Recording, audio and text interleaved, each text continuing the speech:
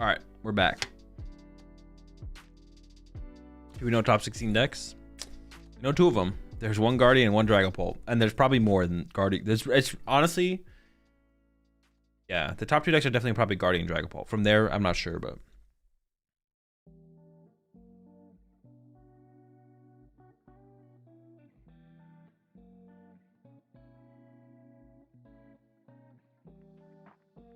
Any Ethans? Probably not. From what we saw at the tournament, probably not.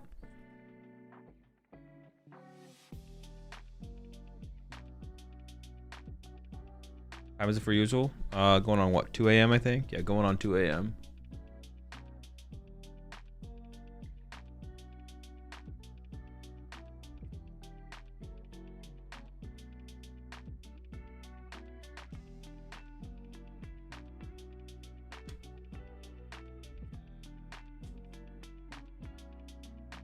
So what's your thoughts on Miraidon with Joltik post rotation? No thoughts. Haven't tried it.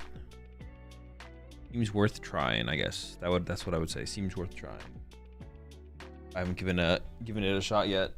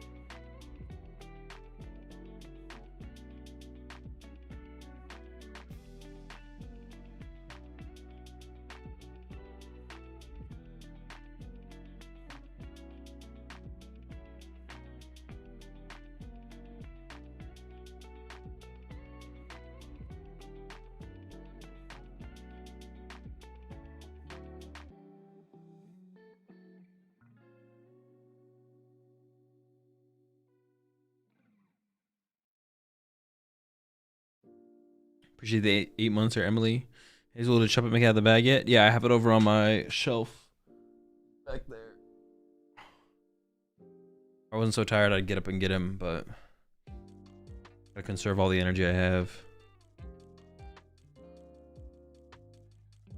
So regional coming up. What's a good pick based on what you've tried? Are you talking about like Atlanta? Honestly, Dragapult. Dragapult or Terrorbox. Dragapult or Terrorbox. Both those are good.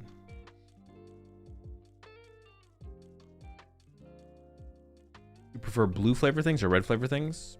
On average, probably red. Have you sat on your deck for Atlanta? I'm not going to Atlanta.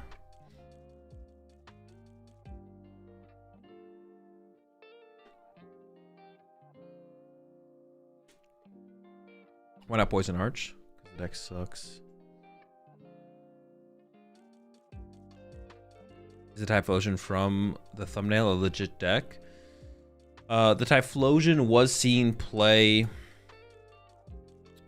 in City Leagues in a couple different decks, but we have seen 0 of it now at the Champions League, unfortunately. We're just seeing a lot of Gardevoir and Dragapult.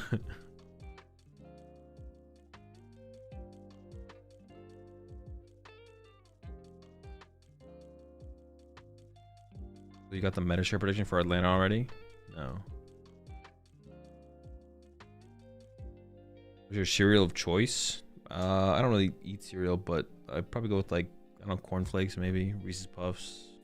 Reese's Puffs, cornflakes. That's it.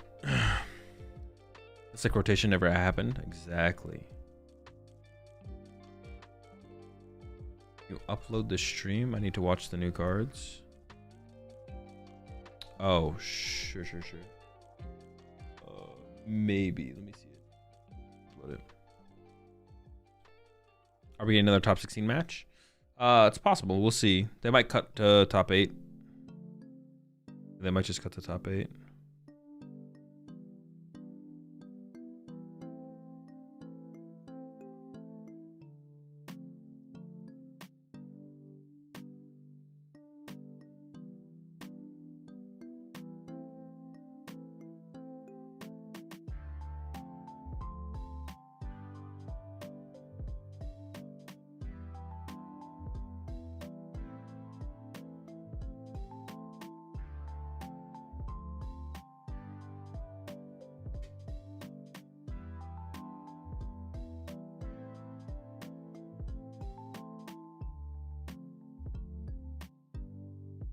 say Dragon Ball is red flavored or blue flavored?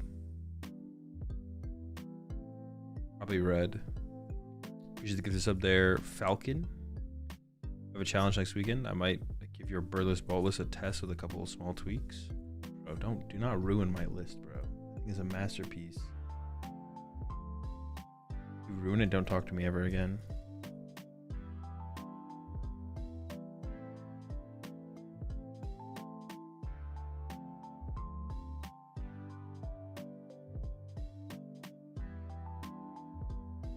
Appreciate that, Falcon. We did hit our sub goal. At fan room to fix the list. That's what someone else said too. Just like a one of fan rotom for what? Just like a one prize attacker? I guess that's okay. But I mean, we have Slitherwing. I guess it's like more aggressive. Maybe it's worth it. All right, top 16, number 2. We have a Noctowl deck versus a Iron Bundle deck. Immediately into the Ditto. It looks like it is slightly edited. There's the fan rotom. Fan rotom getting involved.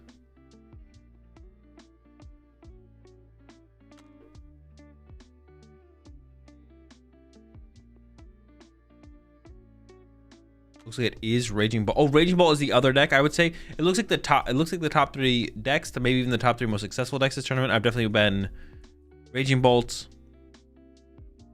Dragapult, Raging Bolt, Dragapult, and Guardy. It looks like some Walls action here. Okay, it looks like Walls is making an appearance.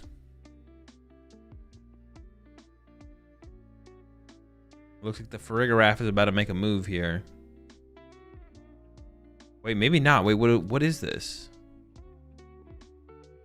Oh, the fan rotom gets the giraffes. Oh, interesting. Can we get the double giraffe online? That's kind of crazy. The double giraffe is kind of sick.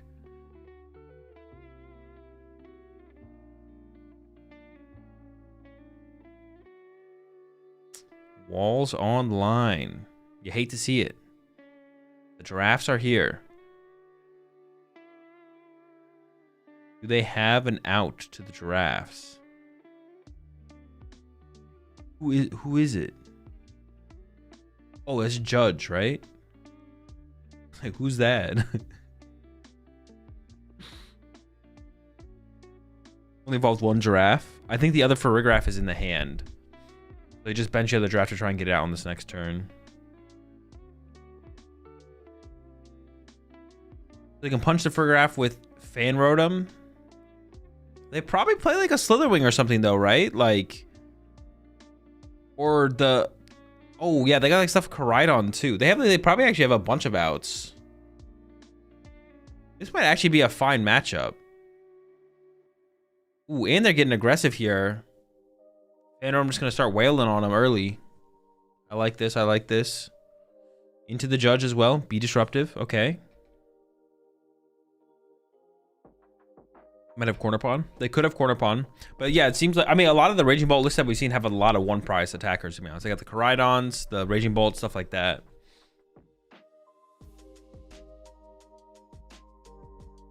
You guy am playing around. Yeah, he doesn't give a F about no giraffe, for sure.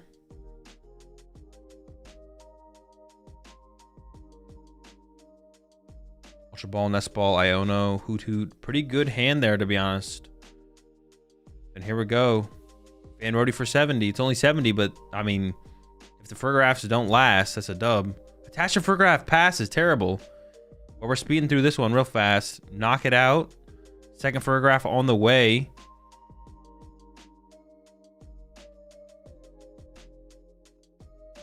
They did get the giraffe set up. It looks like they probably turbo energized with the other one, and then here's where we are now. Thought I was tripping. No, they like excelled through it. Appreciate the 2-1 sub there, Soul. AzulGG. Welcome to the Rat Pack. Plenty of giraffes. Actually, we're all out of giraffes. We got plenty of bolts. Giraffes are going extinct. They're not going to last very long. So we got the Koraidon on the follow. How much does the Koraidon hit for again, chat? I know someone in chat knows. How much does it hit for, chat? Let me out here.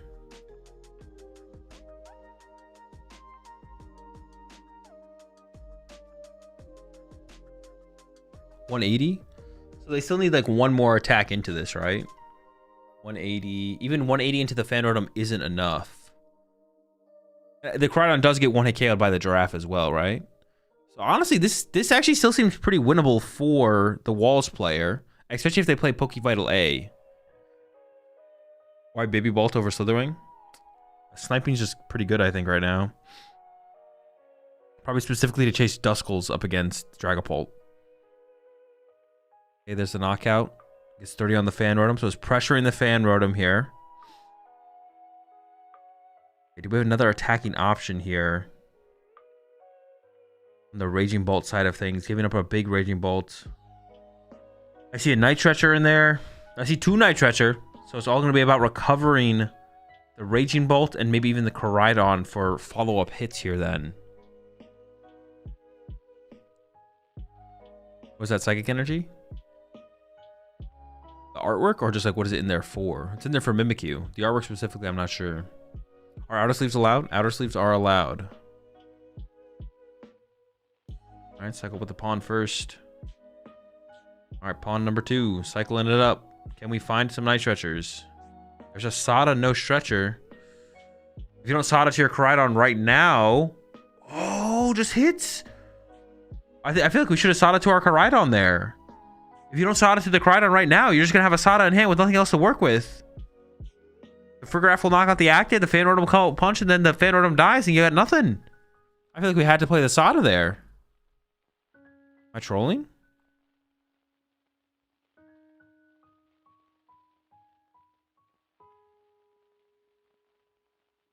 Hard retreats the Frigoraph? Oh boy. I mean, I guess you know the Koraidon can't hit next turn into the Tatsugiri. What are they looking for here? Why is it best of 1? That's just what they do in Japan. There's a lot of supporters in the hand as well. Maybe just not the out for the Pokevital. The research, I think. Here comes the Super Rod. They could recover another Frigoraph line if they wanted to. That's what they're doing. Water plus Frigoraph line. I assume the Crispin is going to get played now at this point to accelerate the energy back to the Frigoraph. They had 2 Crispins in their hand. Let's see what they go for, though. I'm curious. They also have research, so it could be attached plus research here. I think they're looking for Artisan for Pokevital A, or I guess Arven for Pokevital A, or Arven for Hero's Cape, depending on which one they play.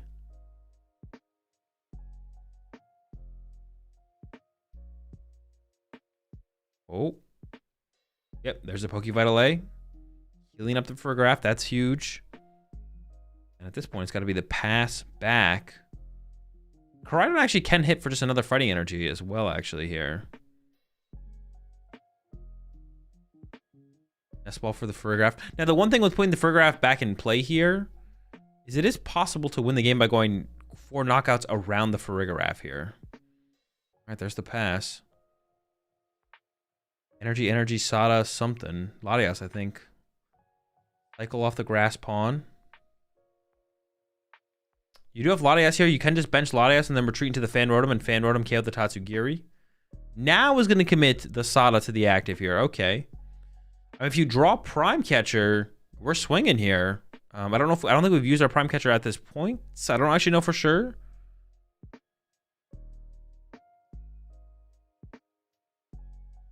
There's going to be a retreat here. Oh, didn't we have Latias? We could have saved those energies. For the Fan Rotom KO. Maybe one of them in the discard pile to be able to use a Sada. I feel like conserving those energies sounded pretty good. Because if we get like Iono KO'd here, maybe we'll be okay. We use Prime early. Oh, did we use it early? Okay. Oh yeah, to like start the initial punches with the Fan Rotom. That's right. I remember now.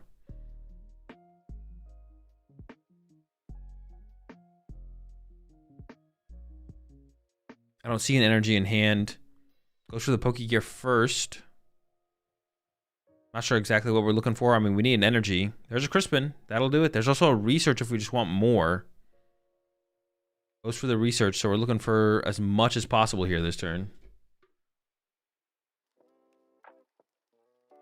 We forgot what that Arizir was in play.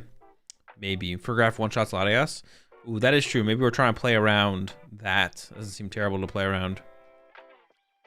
Oh, we do have an energy in hand. Actually, we could boss here. boss KO the Koraidon off the bench before it gets utilized. Before it gets utilized again here. I could see that being the play here, to be honest. Patch active. Boss the Koraidon. No, goes into the research. We're gonna let the Koraidon survive here. Interesting. There's only 4 minutes left. That is true. I think getting rid of that area 0 sounds pretty good to me. Limit the bench access. Oh, but it does give your opponent... Okay, maybe not, maybe not. You do give your opponent an out to find any extra 1-prize attackers that they have. Maybe not, maybe not, maybe not. What round is this? We're in top 16 right now.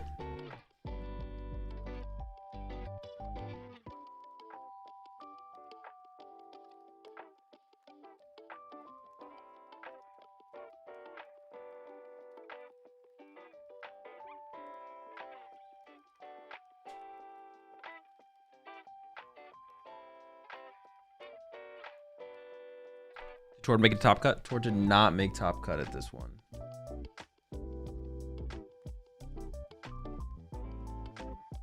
Hey, Night Treasure's in for the baby Raging Bolt. It's a pretty big deal. We also need to attack this turn though. Oh, we do have the Sada. Okay, this is looking pretty good. This is looking promising. Sada here to our Koraidon and the Raging Bolt. It looks like. Trying to set up the squad. You can punch the active with the Raging Bolt for 60. We're looking at 90 on the active, and then next turn punch with the Koraidon for what it did 180, I think. So that would 2-hit KO the active here. So are you gonna check out Burger Nerds and Nola for NAIC? Yeah, I'll check them out this time. I didn't check them out the last time, but I'll check them out this time around.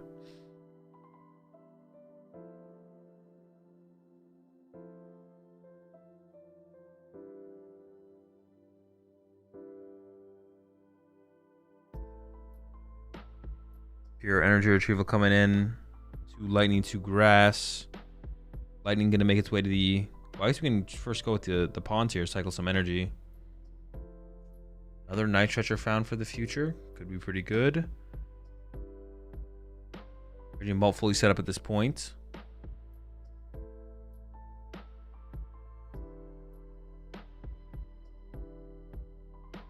And just passes, actually. Doesn't even go for a hit here. If we have boss here, it's going to be pretty big. Pokegear. Oh. Whole deck. No boss available. Oh, no, there it is. I mean, I feel like the boss has got to be the play here. We can go after the Raging Bolt. The Koraidon currently... Well, the Koraidon can hit with its second attack pretty hard. Yeah, I feel like we get aggressive with the boss here. Boss is the Raging Bolt. Yeah, sure. KO that. 30 more on the Hoot Hoot. Hoot Hoot Noctowl. 3 prize cards each. We are trying to run out of time here. So the Koraidon can't use... What does the Koraidon's second attack do? It can't use the first attack for the big extra damage. The second attack still does like what 30? We also have a Night Treasure in here. Wait, why didn't we attack with the Raging Bolt last turn? We could have done 60 active. So it'd have 90 on it into 180. That's 270. 270 knocks out. Why didn't we do that? I'm so confused. We had Raging Bolt and Koraidon to a KO effectively, right? Am I missing something?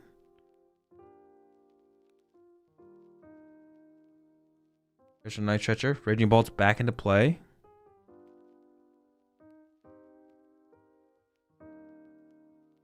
A ridiculous amount of cards in the hand. Only 45 seconds left, though.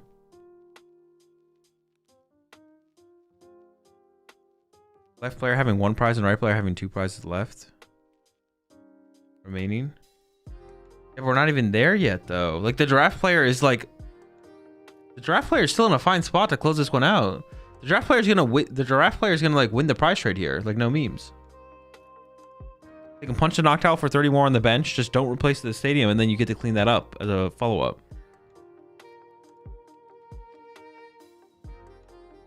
There we go with the Iono.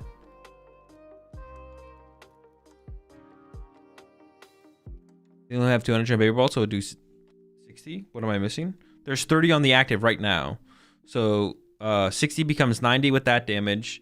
Plus 180 from the Koraidon on the follow-up is 270, which is just KO, right?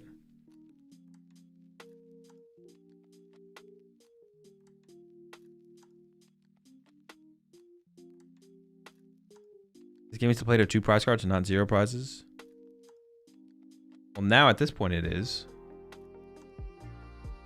Thinking about popping the Iron Bundle. So is it kind of just next prize card wins at this point now? Does it become next prize cards wins? They're both taking an L here. No, there's not double game losses in top cut. But it's just punch, damage to the Noctowl. Now, yeah, I guess we are at next prize card wins here. So if the Raging Bolt player has boss,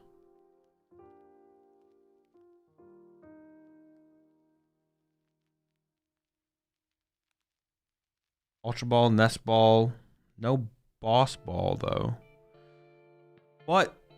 Oh, and the Farigiraf player, the Walls player can always just KO the Noctowl off the bench.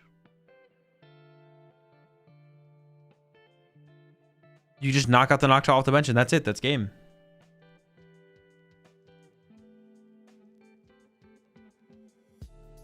Retreat pass. Draw. Knockout gets a prize card. Is ahead on the prize exchange. Walls gets the dub. Dude, the Raging Ball player just should have attacked with the freaking thing sooner. They would have been... If the Raging Ball player just attacked sooner, I'm pretty sure they just win. Like if they just punch the fucking giraffe and then KO the giraffe, they would have 1 prize card left. The opponent would have 1 prize card left. And then it just comes down to them finding boss to take a KO off the bench, right? With like a grass pawn or something. Because then you're tied 1-1. So it becomes next prize card wins. And then if you just get boss first, you win. Then it would come down to who gets boss first. But like playing it like this feels like so convoluted. Also, if your Koraidon, if you get the 2-hit on the active, it's possible the second draft doesn't get set up in time to respond to the Koraidon, and then you just use Koraidon again to close out the game on the next turn. It's just like super convoluted for no reason. I don't even know if that's what they were thinking, if they were trying to play for some weird first prize card draw and win situation. Because you always lose to a boss yourself if your opponent has a boss. It feels like overly convoluted for like no reason. Just attack. Just literally hit them. Punch them. Overcooking? It definitely felt that way. Was Koraidon Raging Bolt going to kill Farigiraf? He didn't boss one of them instead of hitting the grass pawn, then boss again and KO that, and then Noctowl. The Koraidon Raging Bolt wouldn't have gotten the KO if... So if when he went to attack with Raging Bolt first, if they were able to find boss, then they could have boss KO'd the Koraidon. But then you had Night Stretcher off the top deck, so then you could go Night Stretcher for Koraidon, maybe? I'm actually not even 100% sure, to be honest. I'm not 100% sure. Waiting a turn maybe isn't, like, terrible either. I don't know. It just seemed like we should have just been swinging, but... Maybe waiting a turn to build up an extra energy on your Raging Bolt was worth it to play around the potential of the boss. But if the boss is going to come on your Koraidon... The turn you attack with Raging Bolt, then it's the same turn. So then, yeah, I don't know.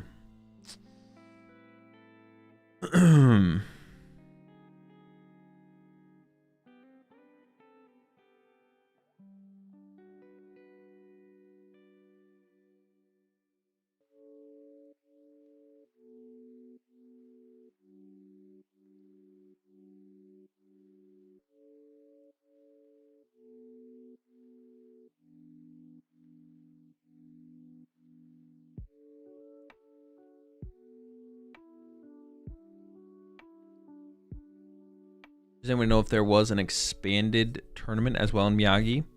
I think they only do the expanded tournament in at the last Champions League or at the Japan Championships. It's like one or the other, I think. That's the only time they do them, I'm pretty sure. I could be wrong on that, but I think it only happens at the last Champions League or at the Japan Championships. Have you seen any more interesting decks since Grimmsnarl X Frostlass in the first round of the day? Nope, just kind of a lot of Dragapult. A lot of Dragapult. A lot of Dragapult, a lot of Gardevoir, and a lot of Raging Bolt. That's basically it. And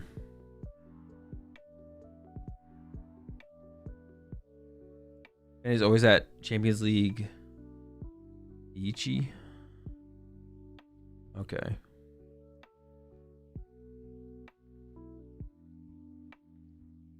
Usually at the second... The last Champions League? Well, that's this one, right? This is the second to last Champions League. Is there any card in Japan Bolt lists that we still don't get yet? No. Every card that they're playing right now, we have access to.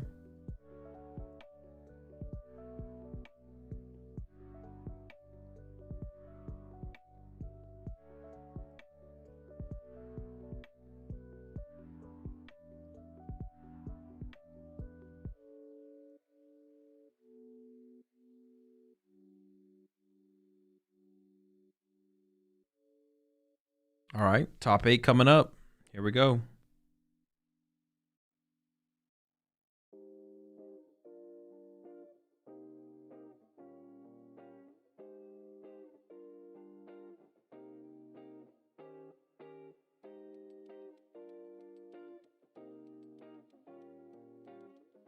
I feel like a lot of one prizer attackers in the Bolt list. Well, that list only played it. They only played one Baby Bolt, one Koraidon for sure. They just nitro-treated them multiple times. Other lists that we did see did play more. Like the list we saw from Yoshiyuki was playing 2 Baby Bolt, 1 Koraidon. I guess like 2. Well, there's the fan rotom as well, I guess. There's the fan rotom as well. There's a fan rotom as well. What was I gonna say?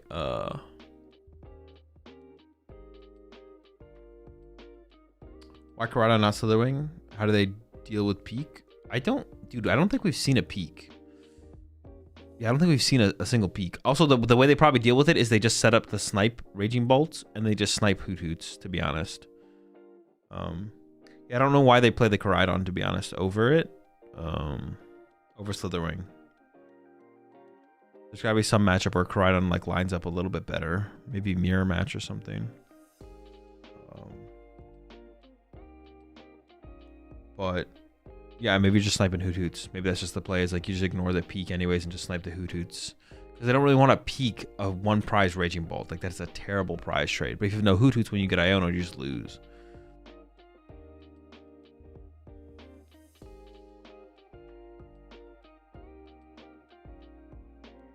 Also, the Rockets bomb card is an enabler of donking strats, which is annoying.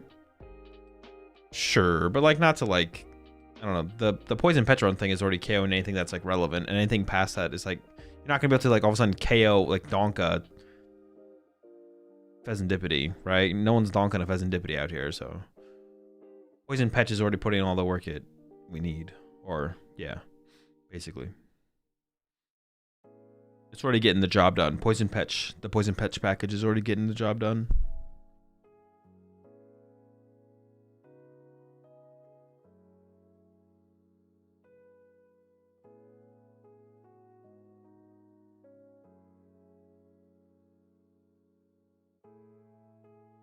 Donka bundle.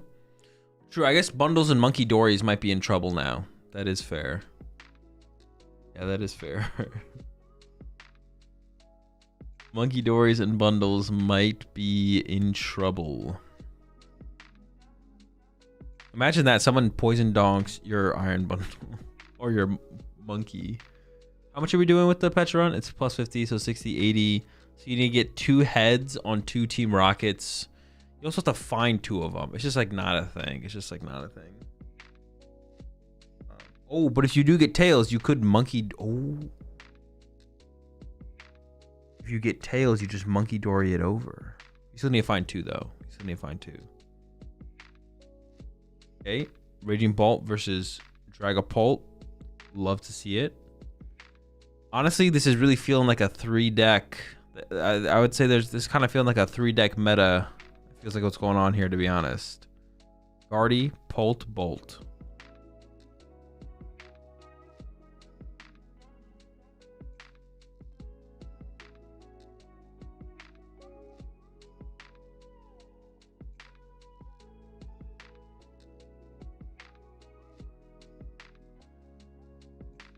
What are your thoughts on the new Moltres EX? Seems pretty bad. What should I play? Guardy, Pult, or Bolt? I mean, I'd pick Guardy out of those 3. Some more Neo Upper Energy Dragapult action? Okay.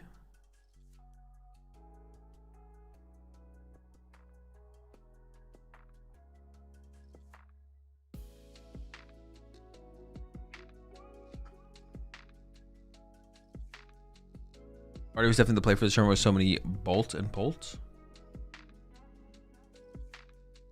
I do wonder how Gardevoir lines up into like the Bolt lists, to be honest. I assume it's still favored, but honestly, I don't know for sure. I mean, if it is, what is Guardy really struggling against in the form? It kind of seems like it's not struggling against anything.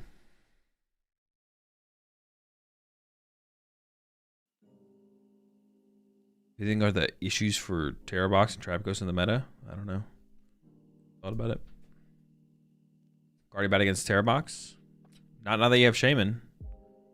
All right, here we go. Double Dreeps online. Fan Rotom start here for the other side. Oh, do I have a prediction up? Did I have a prediction up for the last one? I don't remember. No, but we can put a prediction up. All right, let's do a prediction. Could you remove from Birdless Poltless for a baby Bolt? I don't know. Something. Maybe Iron Bundle. You know how the Western players are doing? Not in top cut. We know that for sure. Oh wait, I can't do this. Hold up. I can't do this prediction. I gotta do the other one. Hold up. End submissions, delete. Alright, this one.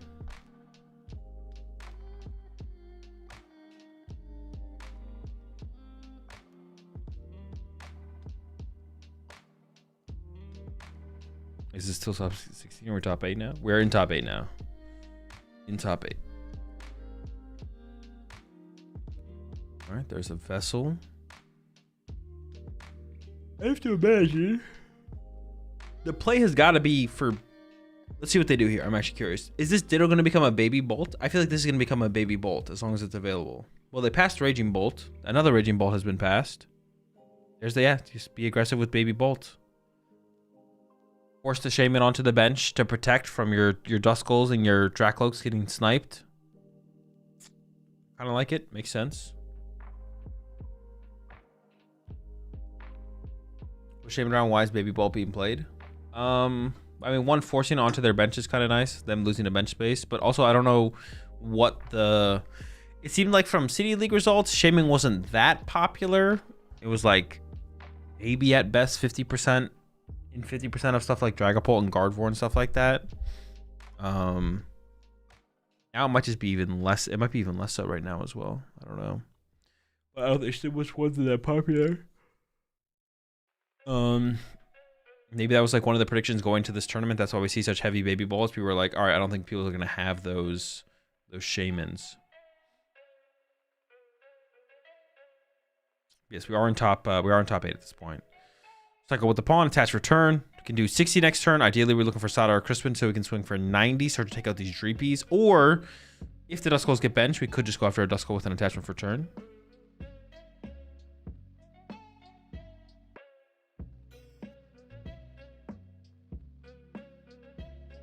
Comes an Ultra Ball. Giving it a lot of thought. Give up a Boss and Dusclops. Ooh, we're going to have to go for Squawkabilly here. Pretty easy 2-prize knockout to take advantage of at some point. Why do so many people care to talk about Tord in every tourney? From the last few I've seen, he doesn't go top cut. He's the best player in the game.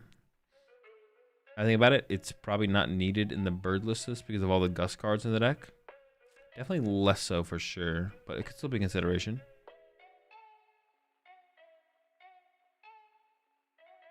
Does this guy even play Shaman? Not sure. Might. We'll see. I would think you'd want Shaman here. There's 2 grass Pokemon in there. It could be 2 Badoos. One of them could be the Shaman, though, for sure. That looks like 2 to Badoos to me. Was that full art thing? Is that the Shaman, though? About Iron Bundle and Terrabox? Seems kind of bad.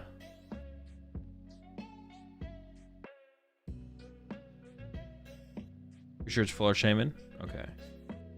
Alright, Squawkabilly has been the target here off the Ultra Ball. I don't know what's in the rest of the hand here, but we are going to be drawing with Squawkabilly soon. We Ultra Balled away a Boss. And Ooh, now we're squawkabilling away the Duskull. And we also lost our counter catcher as well. So low on gust effects already. Not putting the Duskull in play, forcing a potential 3 energy bolt if they want to snipe for turn.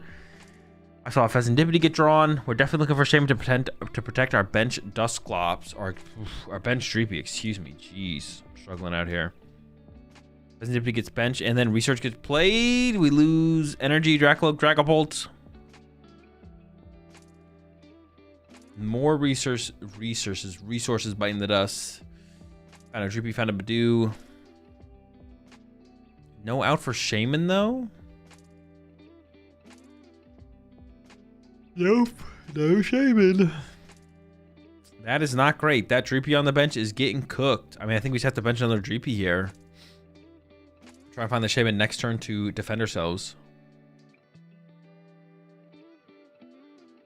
Another Dreepy gets benched and pass. And then the question will just be, is there a Crispin or a Sada on the other side to actually take advantage of the Snipe Bolt this turn, of the Baby Bolt, and actually KO that Dreepy on the bench with the energy? Let's see what they got. I see a Sada, I see a Noctowl, I see a Crispin. Okay, they got it all over there, I think. Looks like they might go the Crispin route. Yeah, there's the Crispin. Did have some other options, but going for just for the Crispin.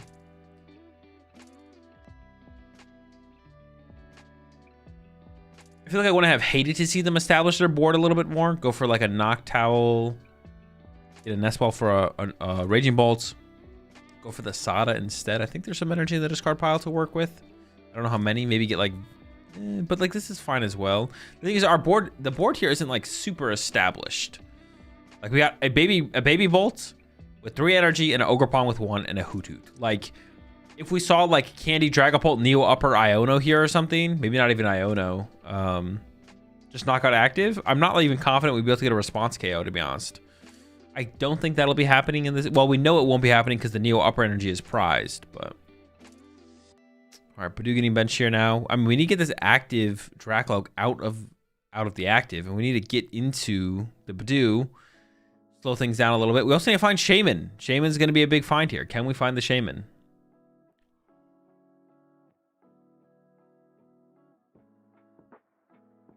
That'll be a big one. Protect our... Man, this is going to be tough. We found the rescue board. That's good. But... Oh, we have Ultra Ball as well. Okay. Oh, wait, we have Fez Draw as well. Oh my gosh, we're going to see so many cards this turn. We better find... Well, we have the Ultra Ball, so we're guaranteed the Shaman. Shaman is guaranteed. Now the question is really, do they have Boss KO Dracloak? That's what we're scared of now, is Boss KO Dracloak.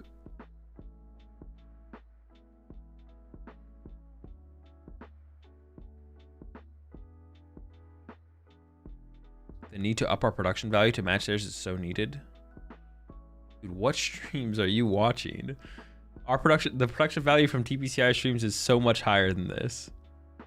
Need to up our production value to match theirs is so needed. It's like, well, I don't know what streams you're watching. What's the benefit of playing Neo Upper over Sparkling Crystal? It allows you to play Jamming Tower and be aggressive with it, but still have some form of energy acceleration. So you aren't ready for Crispin Halucha to KO the Squawk? I'm definitely not ready for that, no. I'm not ready for that one.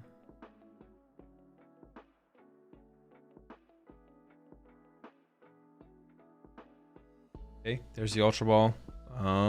And what do we got? The Loke being lined up. Nope, it's got to be the Shaman, the full art Shaman. I think Guardian will be top 4. I don't know.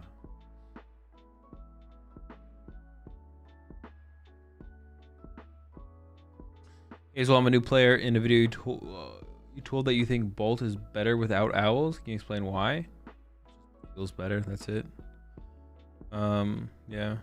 Oh, it doesn't feel better for sure. I think it's just good. I don't know if it's definitely better than owls. I haven't tried owls yet, but it feels pretty good. I think I'm gonna try the owl build and be like, this build is just worse than non-owls. It's gonna be my prediction right now, but we'll see.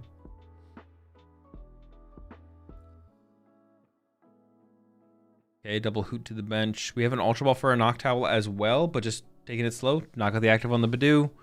Get another prize card. 4 prize cards left here. We're gonna see the Dragapult player attack this turn, counter catcher top deck. I'm not sure we're gonna be able to do anything with that, or we're just gonna KO the active here.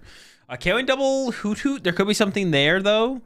If we have the Hawlucha, KOing double Hoot Hoot here does seem pretty solid.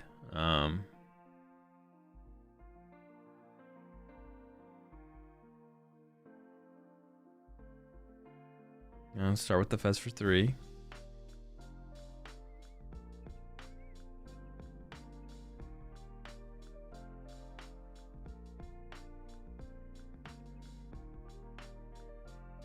With the Neo upper still prized. I wonder if they play the EXP share.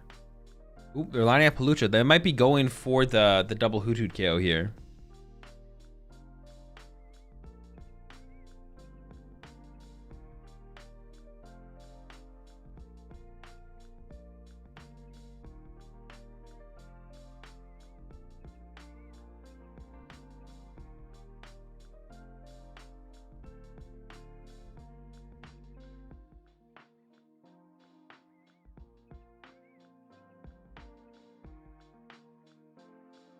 They're cooking here. Are we going back into Badoo here? They are lining up the Badoo. That might be off of Super Odd. There we go, Super Odd. I thought we were just going to play a Night Stretcher, so I was assuming just the Hawlucha grab, but it is a Super Odd, so we're going to get a little bit more there. I think there's an Ultra Ball in hand. We haven't used our Dracloaks quite yet, though, so we can start with those to start to cycle the deck. We can attack with the Dragapult this turn if we want to. We could run into Badoo for one more turn, though, maybe. Continue to slow things down and then start attacking from there. But, I mean, if you've got... Oh, there's the Badoo. We might not have the possibility to go for a really big attack. Also, we could, like, buy turn to build up an extra energy and play. That might be the biggest reason to just kind of chill here, to be honest. Do you have any tips for a good ult list for the cup tomorrow? Nope. I haven't played with ult this format. Another Loke.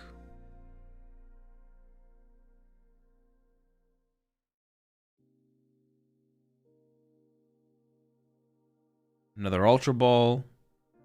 Giving up the Badoo and the Dusknoir. Goes for the Hawlucha. Okay, maybe we are going to get aggressive this turn. Hang on, let's see. We did just give up our Badoo, so I don't think we're Badooing this turn.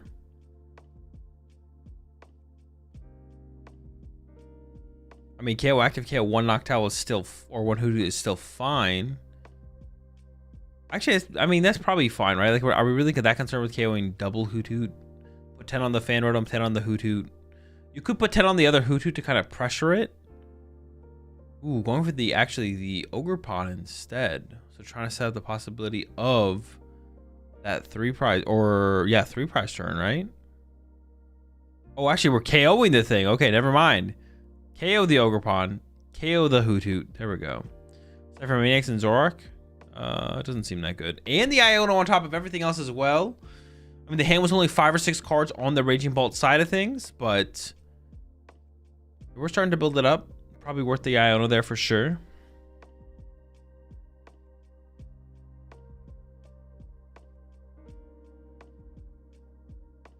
All right, fresh 6 cards. Super out in the hand. No Dracloak. Oh no, we already have our Dracloak on our bench, so it doesn't really matter. Okay, there's the punch. KO the Hoot Hoot, KO the Ogerpon. 3 prize turn. Still very possible for the Raging Bolt player to win first here, though. They just need to pull off a big Raging Bolt EX attack here and take this 2 prize knockout. And the next turn, look for a 2 prize knockout on the Pheasant or the Squawk, or potentially even the active. See a Nest Ball in hand. Ooh, is there anything else? I see Prime Catcher. Do they have Asada? Do they have Crispin? Is the question. They haven't put Fez in play yet, so they could go get Fez here as well. That is true. There's no Terra in play. There's the Fez grab.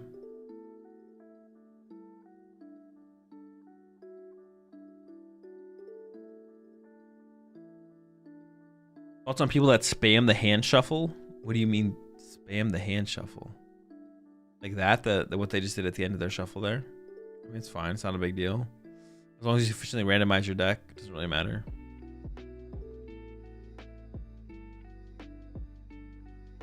As first for 3.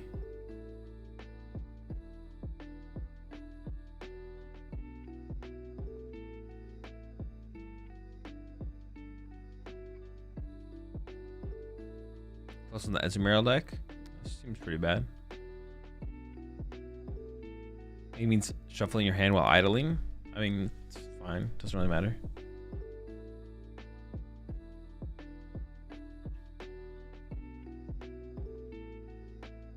There's an Ultra Ball there. That is the out to the Noctowl.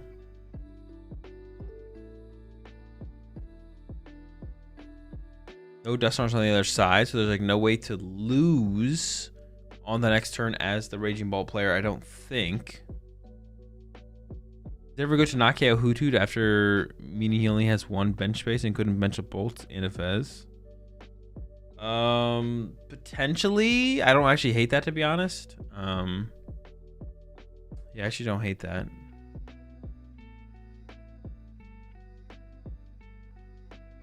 There's the Prime Catcher. Get things moving here. Goes for the Fez. Okay.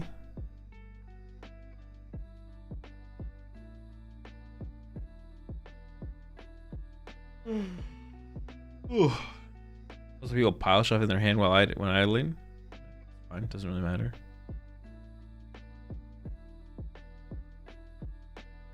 You get a conclusion on the Badoo Frostlass deck? Not really. Seems decent though.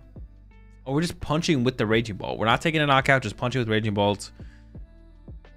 I mean, it seems okay. It doesn't seem that good, to be honest. You can just rescue board plus Vessel off an Arvin, maybe. Get the attachment set up. Yeah, this makes me feel that the Dragon Ball player is in a pretty good spot now. At this point, you got 3 prize cards left. You technically just win with knockout active, spread damage, knockout a 2-prizer on a following turn. I don't know. It's looking pretty good here.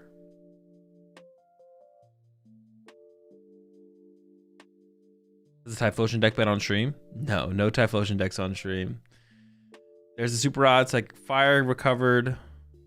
Get those energy back in the deck. Gotta build up our next Dragapult here. But it is looking pretty good here for Dragapult, that's for sure.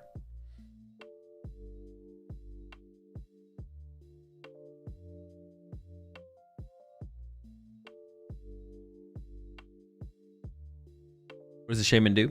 It just has bench barrier like Manaphy, except it doesn't protect rule box Pokemon.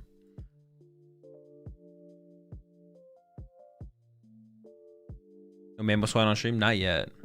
What's the point of the player's POV camera besides checking their max rarity cards?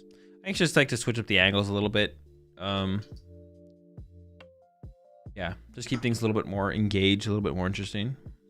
It's got to be the idea.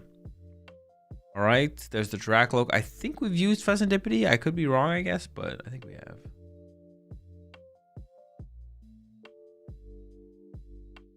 Shaman only protects basic Pokemon. That's just not true. Why do you guys keep saying that? There's no KO last turn. We can't Fez. True, true, true. Why do you guys keep saying that Shaman only protects basic Pokemon?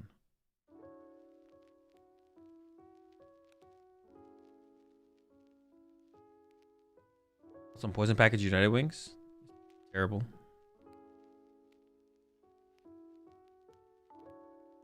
No energy for turn quite yet. Honestly, the hand doesn't look that good either. It looks like he agrees. Here's the discard with the research. I don't mind that at all, to be honest.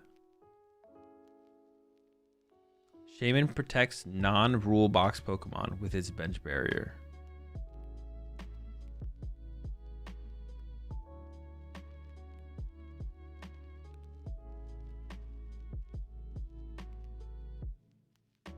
Okay, we got the 6. The energy is big for sure. We're also looking for some kind of gust effect, I think, still at this point. Make it easier to close things out on the next turn. But things are looking pretty good here. Oh, we do have to retreat the active as well, though. That makes things awkward, actually. I didn't think about that. We do have to move the active, which means if our active gets KO'd, then all of a sudden we might not be able to respond with a Dragapult on the next turn. Unless we get the Neo Upper Energy out of the prize cards, which we're only getting 1 prize card here. I think the Neo Upper Energy is in the last 2 prize cards, so it's unlikely that we get the Neo Upper Energy here.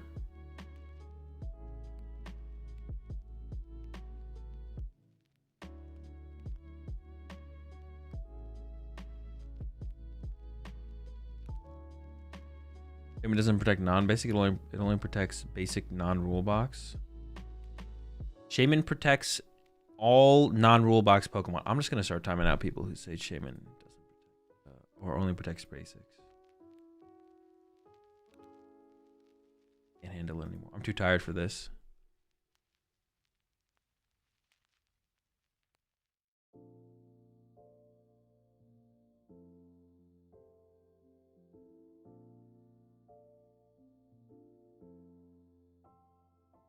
So what happened here?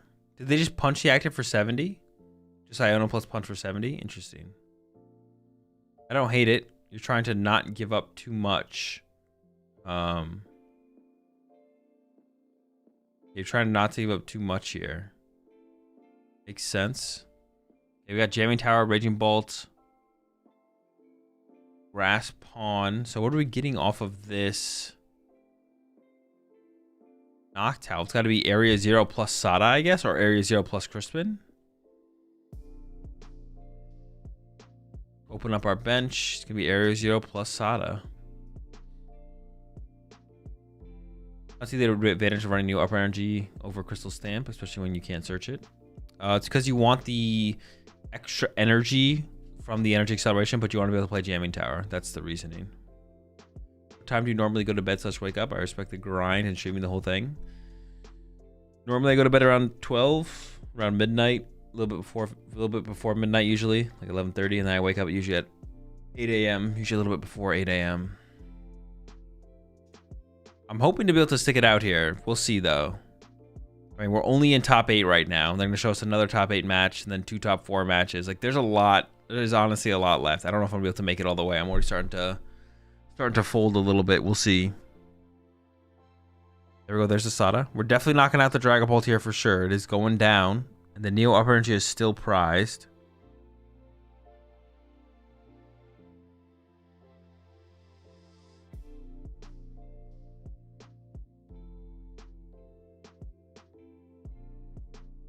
If you don't make it, leave the stream open.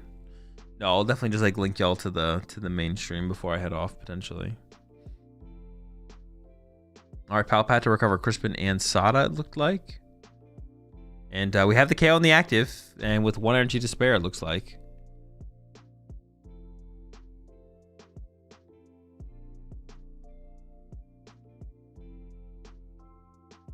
You get up at 3 a.m., you can at least make at least 10K if you get up.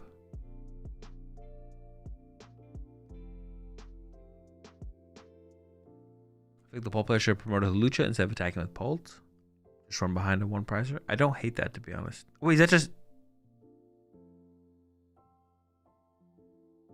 Oh, we're just going Snipe KO Fez. Oh, I didn't even think about that as a play. I like that, though. Snipe KO the Fez, leave the Raging Bolt on the bench with 2 energy. Sure. I like that. I mean, we're seeing it happen, right? We're just able to snipe around the Shaman there because the Fez does have a rule box. I like that play for sure. Well, actually, how much do I like that play? I do like the idea of it, I think. Dragapult can... Dragapult can spread to KO the active here. What could we see here that'd be like truly devastating, though? I can't really think of anything truly devastating here for the Dragapult player to be able to pull off, but maybe there's something. Throw counter catcher. We would need that and a way to set up our next Dragapult, though, for active Dragapult gets KO'd, right?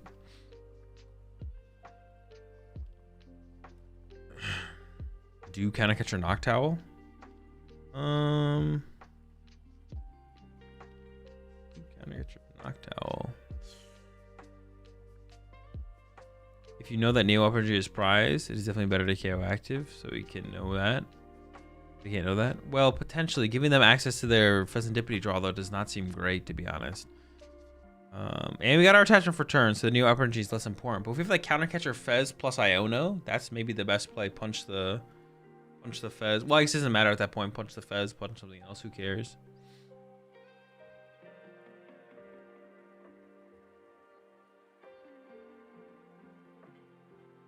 Oh, there's the knockout. There's the punch. All right. I mean, the Fez is going to draw 3, which is not great. We just need 5 energy. That's what we need. 3 more energy for the Raging Ball player, and the game is over. Off return grass energy. Can't quite see what else is really in the rest of the hand. So I don't know if they have it guaranteed already. And if they have a Noctowl, they should have it lined up for sure. But I guess that could be a question. All right, 3 off the Fez. See an Ultra Ball. Did I see a rare candy? No, I didn't. No, I didn't. Okay. All right, Ultra Ball. What are we even grabbing here? Oh, that's a Noctowl. I mean, that should do it. I think so. I don't see how we ever lose. I mean, it could all be prized, I guess, or they could have just burned all their resources. It doesn't seem like that's how things have gone, though. I feel like they definitely got an out in there. I think they definitely have an out in there for sure.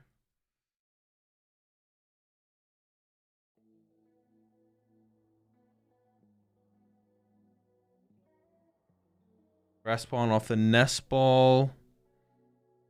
And then there we go. We go for the Sada. Yeah, the game is definitely just over here. Unless they need to draw into 1 last energy, I guess. Oh no, this Night Stretcher should get the grass. That's 5. Yep, that should be game here, I think, right? How many pressures do they have left? Yeah, because they killed the Fez. Yeah, it should just be game here. Let's grab the bosses. Well, boss would have done it as well, true. Boss Chaos Cockability also works. I mean, this also works, so it's like fine. Yep, there's an Night Stretcher. Grabs the grass. Grass cycles onto the Ogre Pawn. And then knockout for 5. 350 damage. Final 2 prize cards on a Dragapult here for the Raging Bolt. All right. So what do we see round 1? I don't see if we forget what we saw round 1.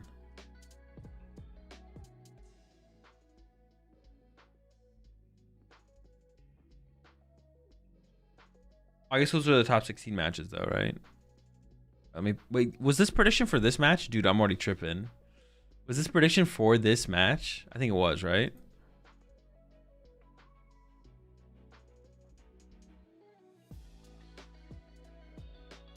Okay, so dude, I don't know. I think I might have to tap out, to be honest.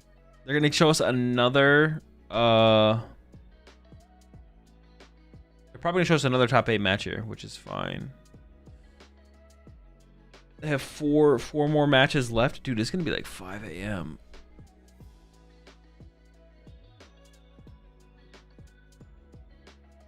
Isn't this an overtime win? I don't think it was.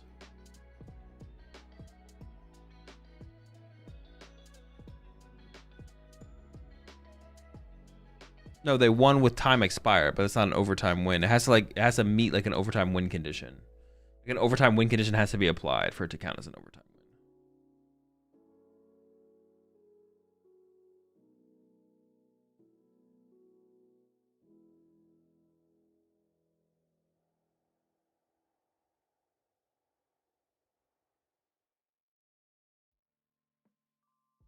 I think the pole player definitely threw when he didn't Phantom Dive. Potentially, but then you're giving all access to the Pheasantipity draw, right? Which you're trying to avoid there. I don't know. I could see it being correct to do what they did, to be honest. Maybe they should have like ran to a 1 pressure though or something. I don't know. If you're tapping out now, thanks for the stream. No, I'll try and stick it out a little bit longer. We'll see. We'll see how long they get to this next round and then go from there. Not done yet. Not done yet. Getting close though, getting close. I've been streaming for what, 12 hours?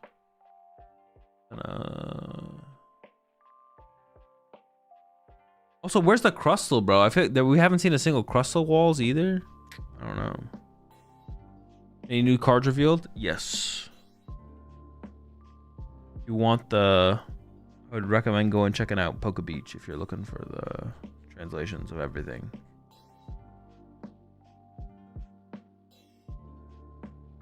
Will you put the link for the YouTube crowd or just the Twitch? I'll put it in both chats. That's what I like to hear, champ. Hold out for as long as you can. These are peak gaming hours. Yeah, we'll chill. I'm gonna chill for a little bit longer. We'll see.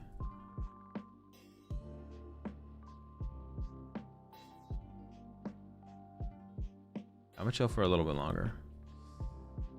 I'm not done yet. Did you have a look at the Team Rocket Pokemon cards? Yeah, we looked at them earlier. I mean, we looked at them when they revealed them. Watching that Noctowl Bolt deck, you still think your build is optimal? Is Noctowl trying to do too much? I don't know. I haven't thought about it that hard. I don't really care, to be honest. I haven't played enough Pokemon in this format with enough decks to have strong opinions on anything. Appreciate the 16 months there, Makara Llama. What part of the US are you streaming from? Toronto. Anything you'd recommend for a first-time regional goer? Go to Atlanta? I mean, not really. Bring a water bottle, some snacks. That's basically get a good night's sleep. Don't stress about final like 60 card choices, stuff like that. Yeah, don't stress about like final card choices or anything like that. Just prep as much as you can ahead of time and then just play the 60 cards. You gonna try Pidgeot Control in this format? No, probably not. Playing Control on stream is kind of miserable.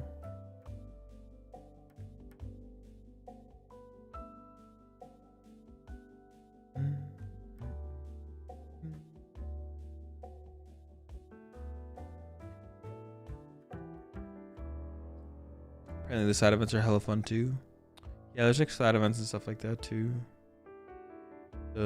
Other stuff to do at the tournament. I would also say, no, that's about it. I'm trying to think of things like other things to like think about. I guess like, I mean, I don't want to say don't take it too seriously, but yeah, like don't stress. If they don't stress about things, like if you like agonizing over like a 60th card, just pick 60 cards, put the deck down, go do something else. Yeah, I don't know, stuff like that. Don't overthink it. Don't stress about it.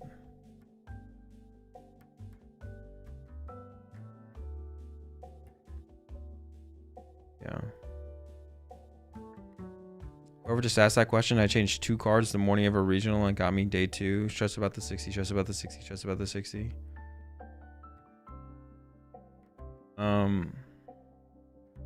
I showed up to my second regional this season with a 60 card deck, didn't change a single card, didn't stress about the 60, and I won the tournament. So you can take Scrub My Grub's advice or you can take my advice. What's the top deck right now? Probably Dragapult. Dragapult's just kind of undefeated, broken deck. It's not without its flaws or it seems like Guardy has a good matchup, but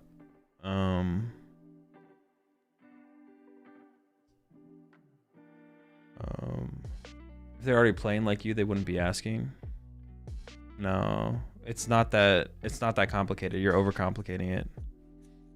That's just not I'm in the shitter leagues. I know our mentals. No, you're just wrong. You're overcomplicating it. You're in the shitter league because of your mental, not the other way around. Y'all overcomplicate things so much. That's one of the biggest things that they like. Players who are still getting better at the game and like understanding things, you just you way overcomplicate things. Everything can be so much simpler. You just have to let things be simpler, and then things will be easier, and then like everything comes with that. It's one of like the biggest. I feel like I bring that up a lot.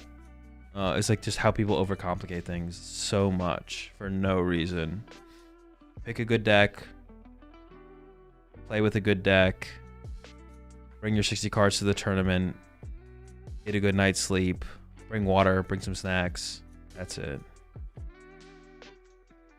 For every last minute card change at day 2, 10 people had their 60 cards locked in a week before. Yeah, like that's the thing as well. Like both things can get the same results. The thing is, I gotta come up with a better way to explain it. Like, it's really hard to explain.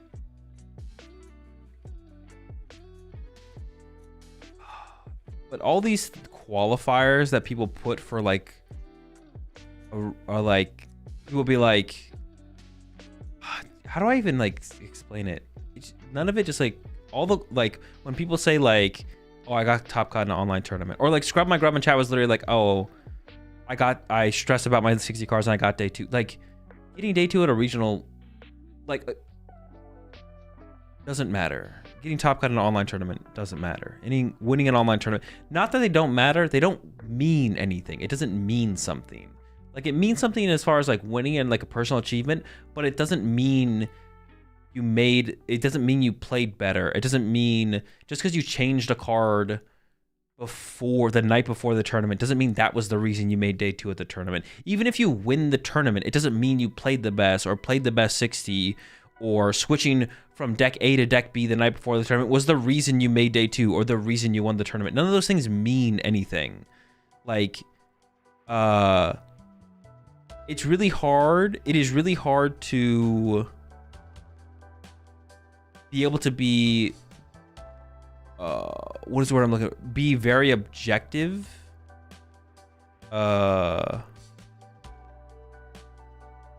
It's really hard to be like super objective to actually understand what was correct. That's all that matters at the end of the day. If you're looking to maximize your results, is just what was correct. Was this the right archetype choice? Was this the right list choice? Are the plays I made correct? All right, we got another top 8 match here. Dude, is it literally just Guardy versus Dragapult? Yeah, I don't know. Like, I don't want to say you should definitely like. It's fine to like take personal pride in your achievements, but people you guys gotta stop being like, oh, this was correct because I got top cut at the tournament. Like, that's not how it works. Like, yeah, it's like, oh, I made this like. This change in this list is correct because I made day 2 at a regionals. Like, it's just not how it works. Like, I don't even know, but I don't have a good way to explain it. So I don't know. It's like, I think it'll be hard for other people to grasp when I just say that. That's like not enough. I need to come up with a better way to explain what I mean, but I'm just not very good at, I don't know how to explain that yet in a good way. Yeah. So like that people can grasp what I'm trying to say. I feel like it's hard to explain it. Results-based analysis equals bad. Yeah, but I feel like there's got to be a better way to say it besides that to help people understand what I mean or what that means. You know what I'm saying? Like, what that means. It's hard to just say that without. Yeah, I don't know. Because people like it's like most people agree they shouldn't be results oriented. Yeah, I don't know. It's just tough. You know what I'm saying? I don't know. It's just tough. It's tough to explain it, I feel like, for sure. All right, well, it looks like we have Dragapult going first here. Nestball and a Poffin. And attached to the active Dreepy here. Pass over to, like I said, I think it's Gardevoir. It's looking like Gardevoir. It is Gardevoir. The only deck that plays Explorer's Guidance these days is Gardevoir.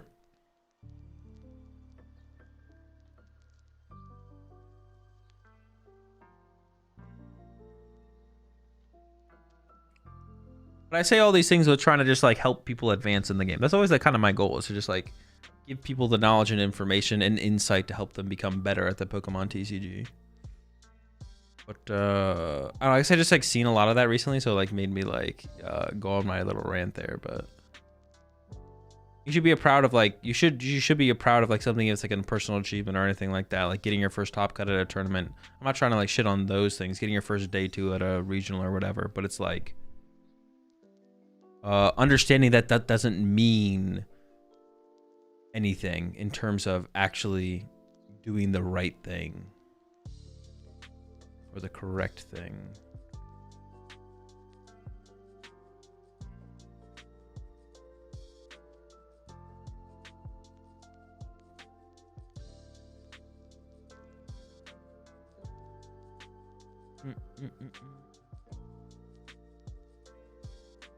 All right, got Ultra Ball.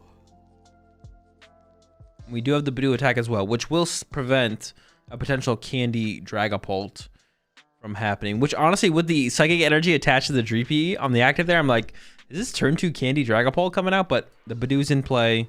It will prevent that. Why do we use the word correct so much?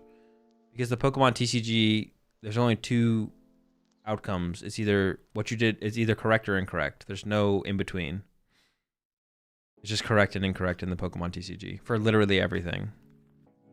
There's no in between. There's no such thing as an in between thing in the Pokemon TCG.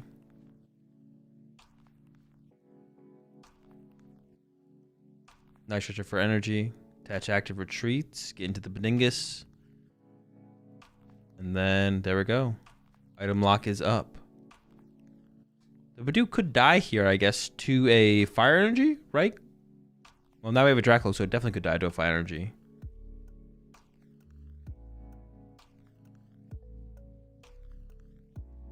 Top 8? This is top 8. Yeah, we're in top 8 right now. This is the second top 8 match they're showing us. A fire energy found. I mean, we could KO the Badoo. I don't think it... Like, KOing Badoo here does not seem great. Team Evo seems pretty good, though. So we might see a Team Evo play here. Attach to the bench, Streepy. Team Evo for 2 more Dracloaks.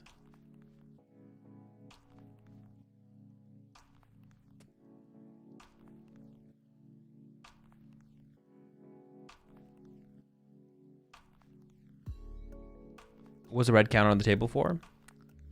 In Japan, you can see the turn numbers in the top left and top right corners. They play even turns. So if time was called right now on the left hand player's turn, then the player on the right here would get an extra turn because they play for even turns. And the red thing on the table just indicates who went second. That's it. All right, Team Evo happening. Wait, where'd the fire energy go? Did we just not attach for turn here? Did they forget to attach for turn? Dude, they're more fried than I am right now. You're ahead in the game.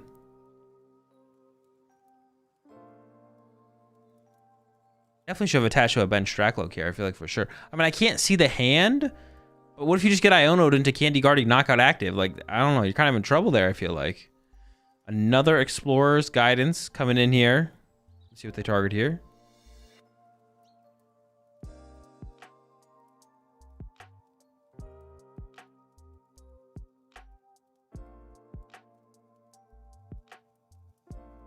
What are the A specs? I looks like Blender on the Gardevoir side. Because I think I see the Blender right there. It looks like they're about to discard it. Nope, they ended up taking the Blender actually. On the Dragapult side, I'm not sure. So far it feels like Neo Upper Energy has been the most successful energy in Dragapult. Why would you play Blender if you're playing Explorer's Guidance? It's just all about going faster, I guess. I don't know. Yeah, it's just all about going faster.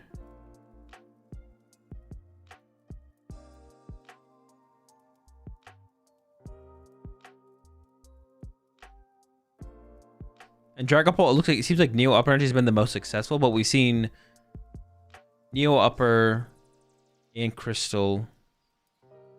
We haven't seen basically any unfair stamp in Gardevoir, or excuse me, in Dragapult. There's been like no unfair stamp. It's Neo Upper or Crystal and Jamming Tower in the Neo Uppers, not in the Crystal builds.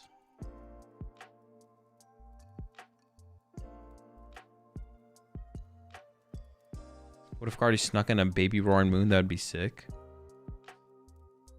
I mean, I guess you could use it. Why Neo Upper over Crystal? Because they're trying to abuse Jamming Tower. The Dragapult players themselves are trying to use Jamming Tower. It doesn't seem like there's that much Jamming Tower outside of the Dragapults. Like the Raging Bolts are playing it a little bit, but it's not like in like everything or anything like that. Yeah, it really is the Dragapult players themselves that are playing Neo Upper Energy are trying to take advantage of the Jamming Tower.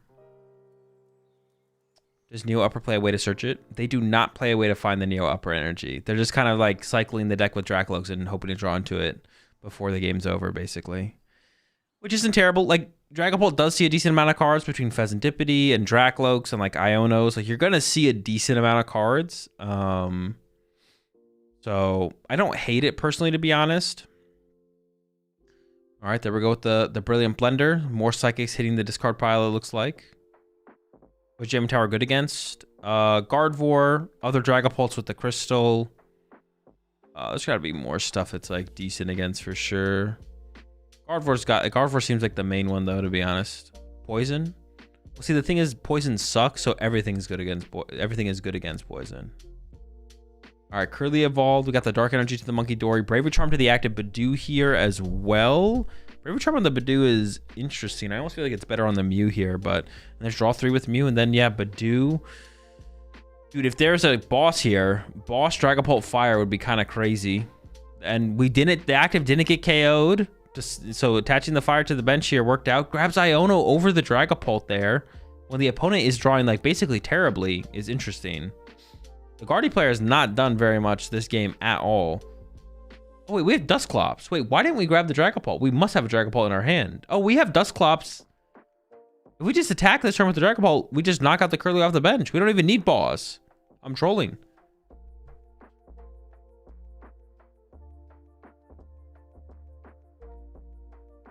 Okay, they have a Dragapult. Thank goodness.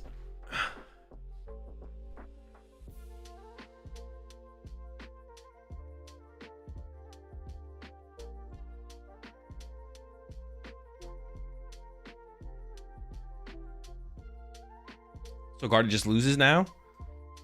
I mean, I don't see how you win, so probably, yeah.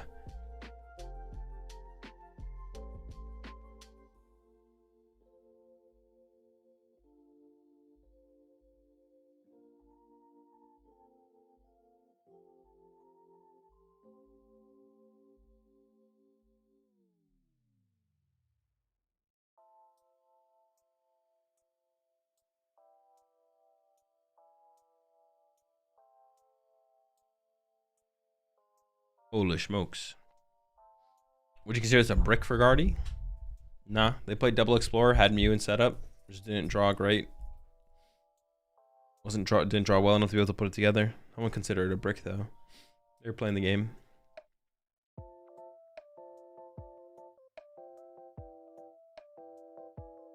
There's the Iono. I mean, they have the possibility for a comeback here. It's not over yet. They need to get down ideally double Ralts this turn. If you get down 2 Ralts this turn. I mean, if you get down 1 Ralts this turn, it could be enough. It's just unlikely to be enough. So you need at least 2 Ralts. They got a Clefairy, so if they can attach to the Clefairy for the turn, they have the possibility to get the Clefairy online next turn and just start swinging. I know boss to get 3 prizes. The value of the boss is just higher as a boss to be able to chase Curlias on following turns. Getting the extra prize card doesn't really matter here. Having the utility of the boss later is more important. The option of it.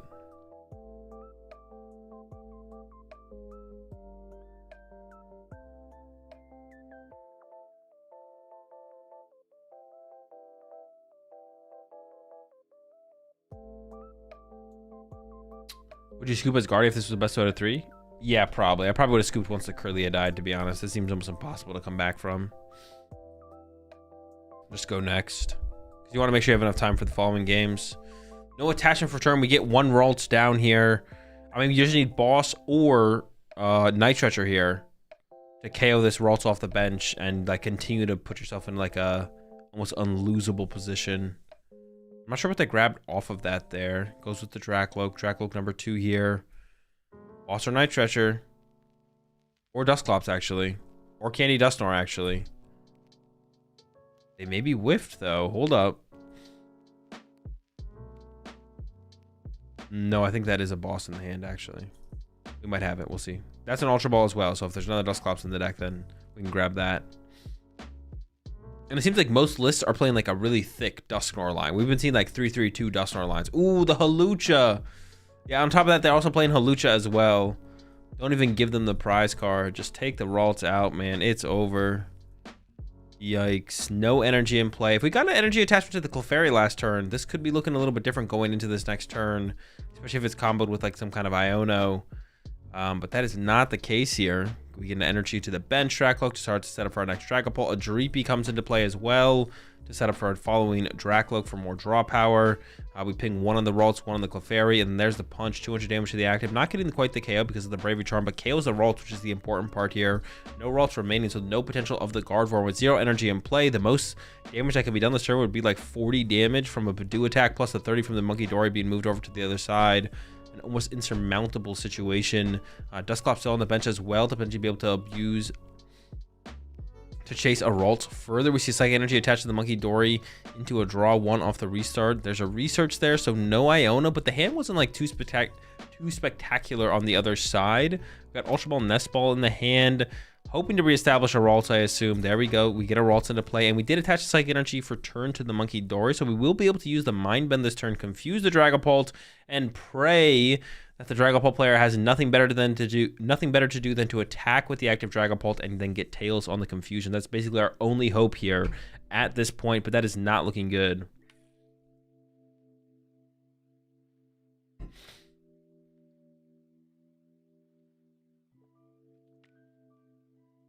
Is Churro again to do with Lucha? Oh, does he? Oh, Jesus, so cooked.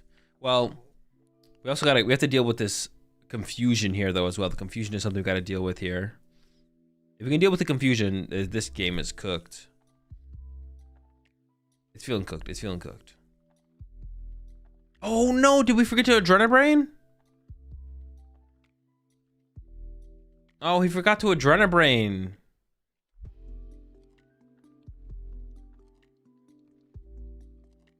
We do hit harder here. We do hit for the 120. Should have Adrenabrain. I mean, we should have Adrenabrain, obviously. Like, Fire Energy off the first Loke. I think it's an Ultra Ball in hand, so that could become the Dusclops, Crystal, and Dusclops. Oh, I mean, I think that's game. I think we have Ultra Ball for Dragapult, which means you can just go retreat, KO the active, KO the Mew off the bench. We have Ultra Ball plus energy, I believe, at this point. I might be wrong. It looks like an Ultra Ball in hand, though, so I don't think I am wrong. Stay being right out here. Could retreat, pop Clops. That's true. You could do that as well. Retreat to Clops. Yeah, I think it's over at this point. Many ways to close it out.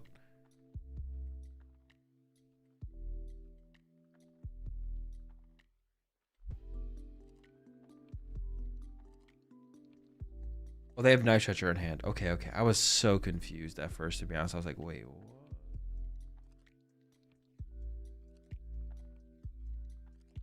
Treat the fire to the benched Dragapult. And, I mean, it's as simple as attach fire to the active and knock out Monkey Dory and knock out the Mew. Yep, and it's over. It's cooked. I think this might be the first Dragapult we saw beat a Guardy. Obviously, Guardy player had a little bit of a poor draw. Couldn't get anything going. I don't want to say there was any major mistakes that went down on the Guardy side either. Just like a kind of a poor draw.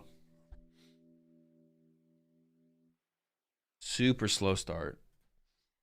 Super slow. Could never really could never recover. The Ralts were getting spawn trapped. We never got double Ralts down. Squad got spawn trapped. Feels bad.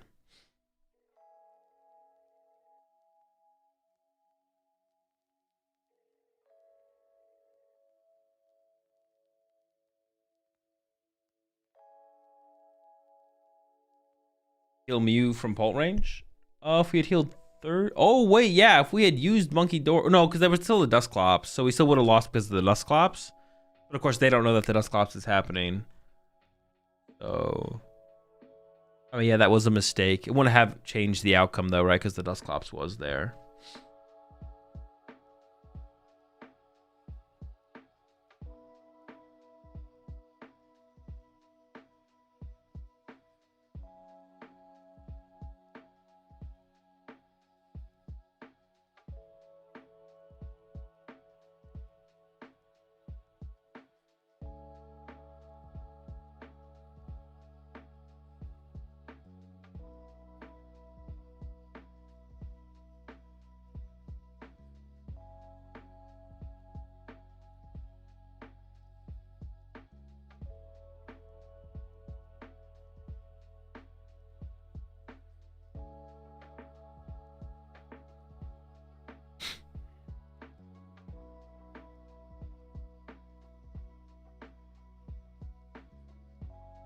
I don't remember you running Explorer's Guidance in your Guardy build. Do you think it's good for the deck to hopefully discard those energy and dead cards? No, I think Explorer's Guidance is a pretty terrible card. I would be hard-pressed to see it being the best way to play Gardevoir, to be honest.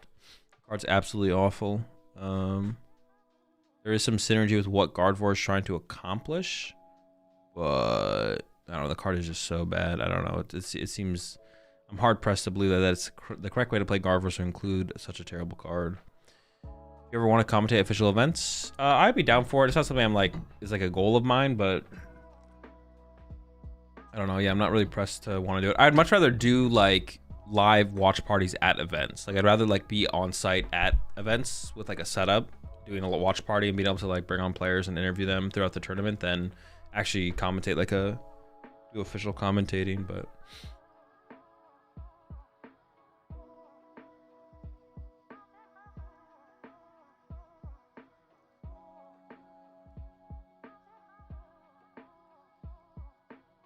all right, well, I'm kind of feeling fine right now. I've got a little bit more energy.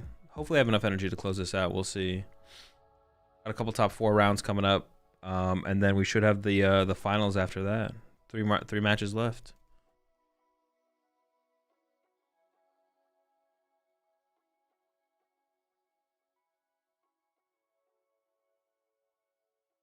I got a cup in 6 hours. I'm cooked. What are you playing?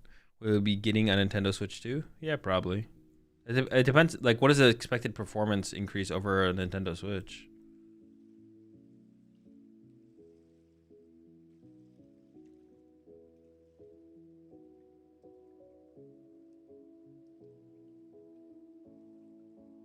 Just bring your own mic plus speaker and chill out the chairs in front of the stage.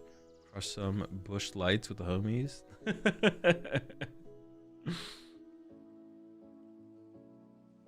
Bop, I don't know if the UIC list is good because it's built for best out of 3. That's just not a thing. Best out of 3 and best of 1 is not a thing. It's not a thing to the point where it's like enough. Like the fact that you brought it up, yeah, you would never bring it up if you actually understand that there's not a difference. There's no such thing as a list built for best of 1 versus best 2 out of 3. Doesn't exist. Well, that's not 100% true. There is potentially some possibilities for slight changes in a list for best of 1 versus best 2 out of 3, but not really. It's all just meta dependent. Games cost $90 now. We love it. I did hear about that, yeah. Increases just money. I'd be now. Nvidia said it's 10 times the performance of the Switch 1, but that could be BS. Probably, I mean, it could be, but like the demand from the games has to be higher as well, right? So it's not like a 1-to-1 ratio of like how much faster you'll run the games, right? 4K 60 FPS, 1080 120 FPS. Ooh, that's not a 120 FPS, a 1080. I'm kind of down for that. Any surprising deck on the top? Not from what I know is in cut. No, cut seems to be Bolt, Pult, and Guardy, and a Walls. So nothing surprising at all.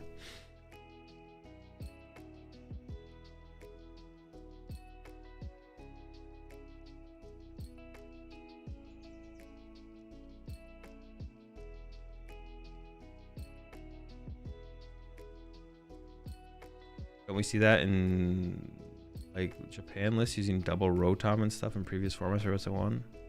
No. People play double Rotom in any deck that plays Noctowl. You're just every deck in best out of 3 or best of 1 plays double Rotom because pricing is so bad. It's all about win percentage. Yeah, win percentage is the only thing that matters. Best of 1 versus best out of 3 doesn't change us trying to maximize win percentage.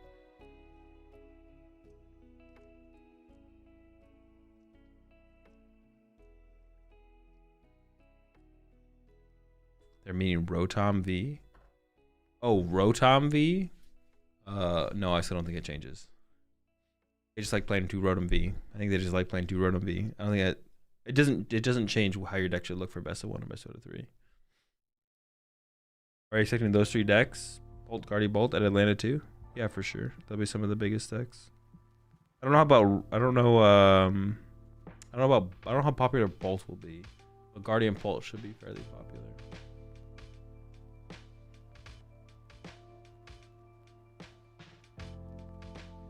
Yeah, deck building differences are archetype choice differences from best of 1 to best out of 3, just like aren't.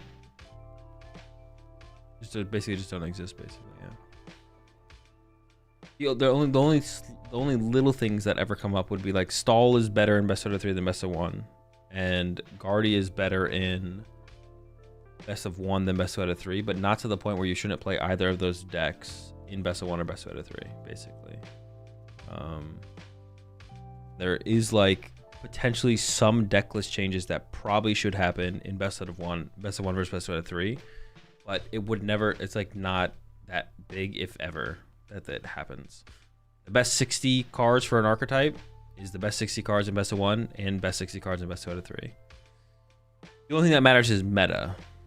But we're assuming best 60 cards based on meta. And it's easier to get a read on a local meta than it is on a broad meta. And what text you should include for like a regional versus like a local would be different theoretically.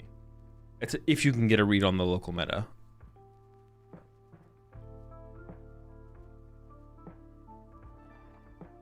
Is a Poison Donk better in best of 1 format? You can make an argument that something like Poison Donk is better in a best of 1 format because of people playing suboptimally.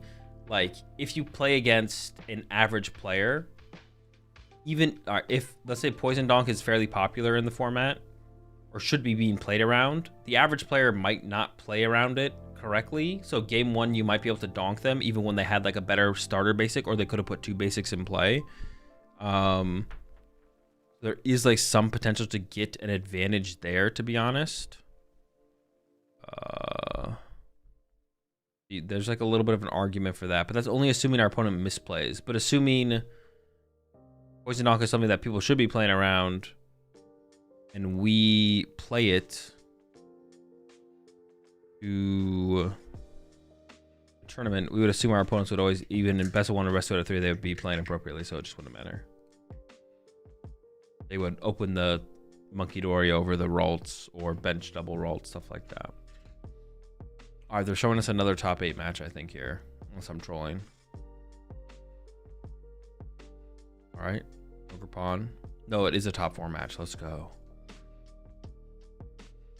Raging Bolt versus Gardevoir here.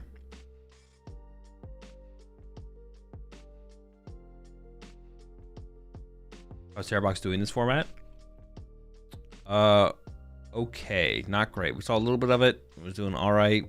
Didn't seem anything. It wasn't anything too crazy. It doesn't seem great, to be honest. It seems like Shaman kind of kills the deck, I would say.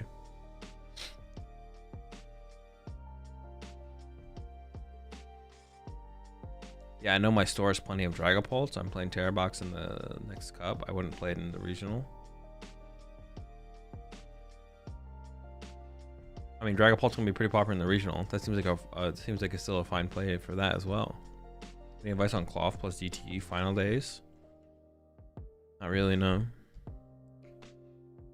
Donk him. Go second.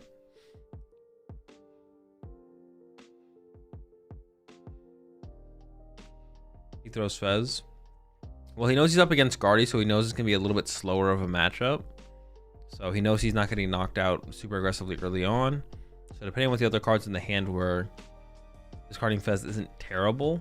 You still want it towards the mid-late game as an option, but he does play like double Night Stretcher, I'm pretty sure. So he still has a way to recover it and then utilize it, possibly. He did discard a Hoot Hoot, which was interesting though. It looks like he maybe prized his other Hoot Hoot.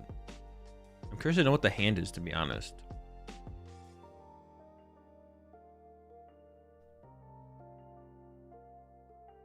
Big Four at Atlanta, I think. Bolt, Guardy, Bolt, Terrorbox. Yeah, seems reasonable. Are you going to Atlanta, Azul? No.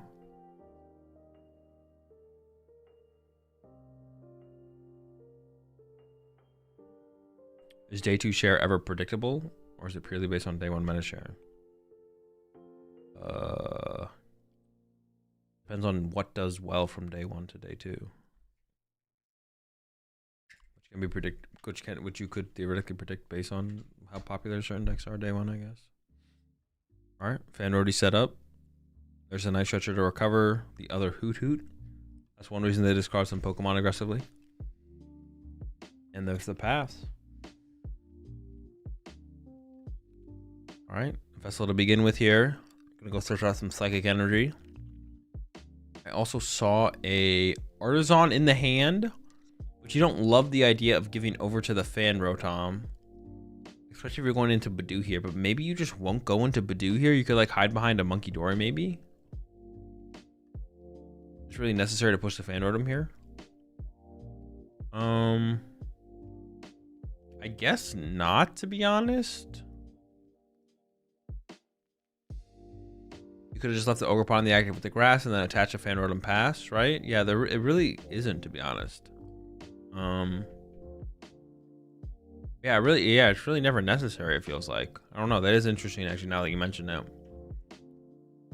Morty's Conviction for 4. Help! I'm not feeling good about this. How'd it go? Often for Ralts? Uh-oh. Okay, we have to give over the Artisan, but I do see a Ralts in hand. And we can Artisan for another Ralts. And then we have to decide to leave the Mew in the active or retreat into a Ralts, knowing the Fan Rotom will KO it, but we're only going to give up 1 prize card. That's the question. How are we tackling that?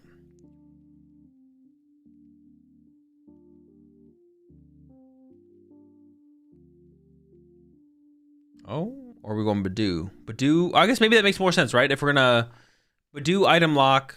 Yeah, maybe that doesn't, well, then we could get bossed though. Our lone Ralts could get bossed though. Are we just okay with that? I feel like if we are gonna sacrifice something, giving up the Badoo seems fine. But now, or maybe we're just okay with the boss happening. Maybe there's an extra Ralt, maybe there's more Ralts in the hand than I think though. Ooh, we have the Bravery Charm. Okay, I like it. I like it.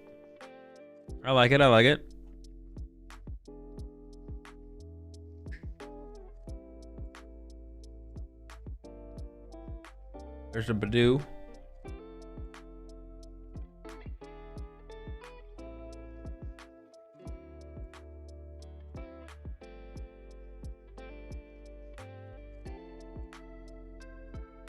Push Ralts active, they can go Wellspring. Oh, it's Raging Bolt. Yeah, it's Raging Bolt. Even charm the Badoo to our smallish soldier. I feel like we gotta play around the boss, right? Because we know Noctowl's in hand, so we know they have access to boss guaranteed. So just sacrifice and then go from there.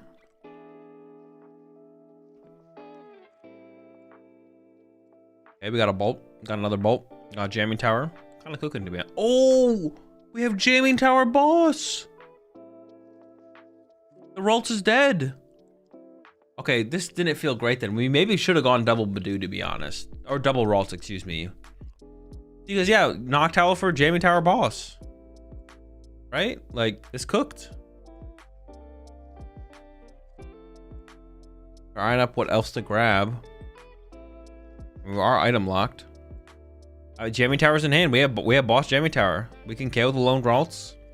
Slow things down a little bit. Try and gain control of the prize trade.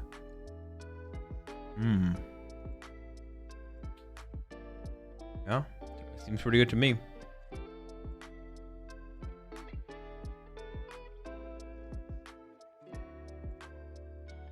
The hand pass that is pretty weak. Well, make it work. There we go. Boss on the Ralts. These Guardian players are being bullied. I mean, we could have just gotten double Ralts though, right? Like, kind of the more I think about it, it does kind of feel like a troll. Have Nana. Okay, Night Charger immediately for the Ralts. We have Iono in hand and an Ultra Ball. Building up an energy on the Mew into the Iono. Energy's on the Mew. I don't know. It feels a little troll. What are we gonna try and do? Mew want to kill Raging Bolt? Maybe, I guess. Immediately, dude, there's so many 2 prizers. I mean, yeah, we're just like, we're praying these Ionos work out, to be honest. All right, there's the secret box. Going into it. Psychic. Looks like getting rid of Gardevoir. Probably get rid of Research. Keep the Ionos. Yep, gets rid of it all. And we need to grab ourselves. Line up a Poffin. You may as well grab another Bravery Charm to work with.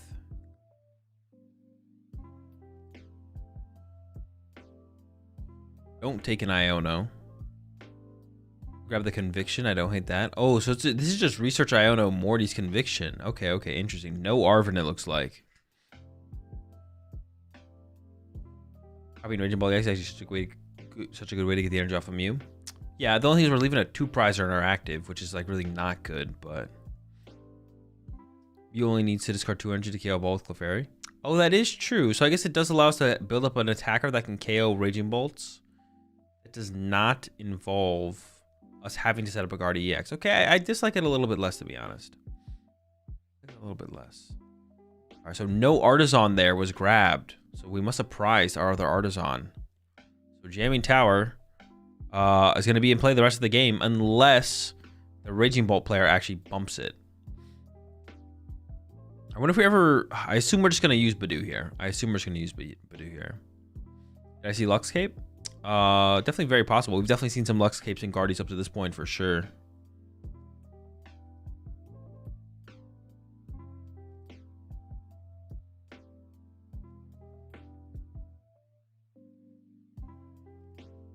All right, there's the Badoo for 10. So yeah, the Fandom can once again just get another prize card. Question is just what else can they set up here to be able to work with on the following turn.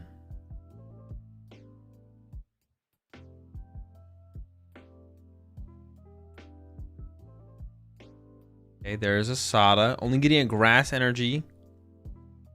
The Raging Bolt. Although we do see a Lightning in hand now. Can start to build up the Bolt. Then Fanrodom is going to get this knockout on the Badoo. First 2 prize cards going over to the Raging Bolt player. But 2 prizes still in play. Or I should say, and with 2 prizes still in play. The path is pretty clear here for Raging Bolt, to be honest. Bravery Charm coming down on Ralts. I mean, if we're going to go Mew KO Fanrodom here. Oh, I guess the Bravery Charms just don't matter because of the Jamming Tower, to be honest. I would say Bravery Charm on the Mew seems pretty good. It does end up with it on the Mew. It's like a 6-7 card hand. I mean, I think you're using Iono here. That's a lot of cards. I would definitely hit him with the Iono. Maybe bench the Monkey Dory. He doesn't even bench the Monkey Dory. Here we go. If you can find an energy this turn, you can attach to Mew. Mew can KO Fanrodom, but then like the Ogerpon itself could return KO the Mew back, which feels really, really bad, to be honest. Yeah, Mew return knocking out the... Ogerpon return knocking out the Mew X would feel pretty bad. I mean, we'll see what else they could even put together here. All right, Candy Guardy was found. We saw Pheasantipity as well. They chose not to bench the Monkey Dory. There's Counter Catcher and an Earthen Vessel.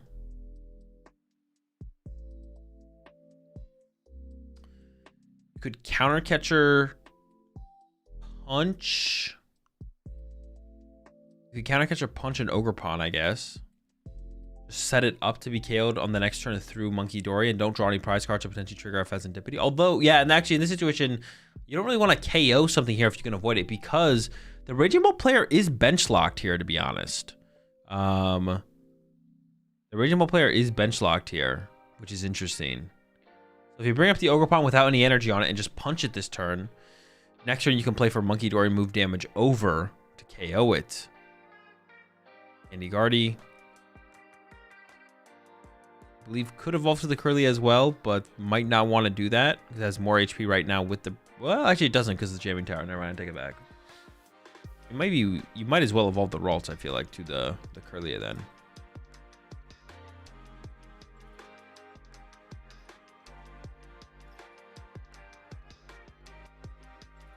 No Artisan left for a Guardy player. I think the last... I think they have an Artisan left, but I believe it is prized. So, yeah, no Artisan right now. I catch the Raging Ball and attack the Hoot Hoot.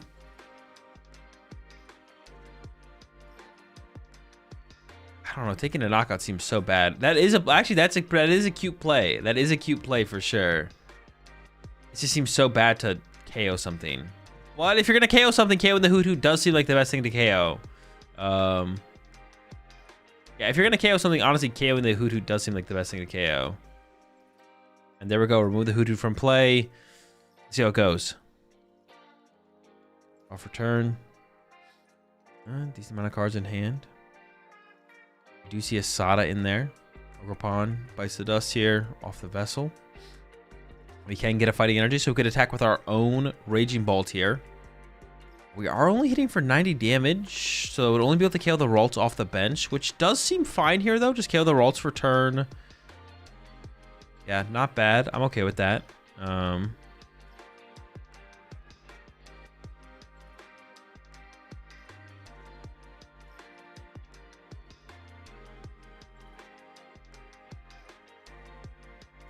First comes the cycle.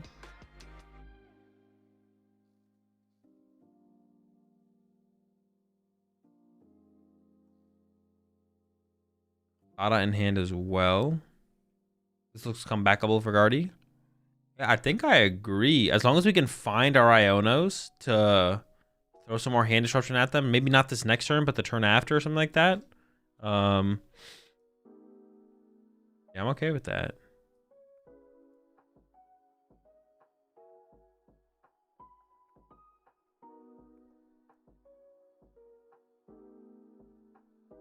They might go for an S-ball here. How much retreat cost does this active have? Did you retreat it this turn? It has 3 retreat? Okay, never mind. It's kind of stuck.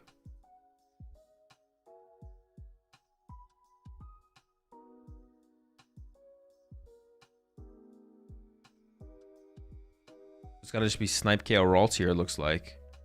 He's gonna commit the S-ball here. Are they going to grab Pheasantipity or grab a Raging Bolt? Looks like a Raging Bolt is going to be the grab here. Seems okay. Once again, no draw power set up on board. I mean, yeah, I wouldn't really consider like the Ogerpons like super heavy draw. I mean, they are draw power, but not super heavy draw power. Fez option of a Hoot Hoot would be a little bit better for sure, but can't have it all.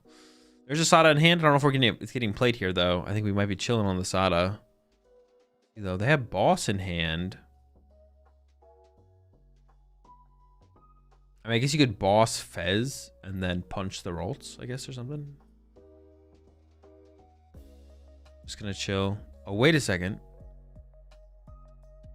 Didn't they attach for turn already?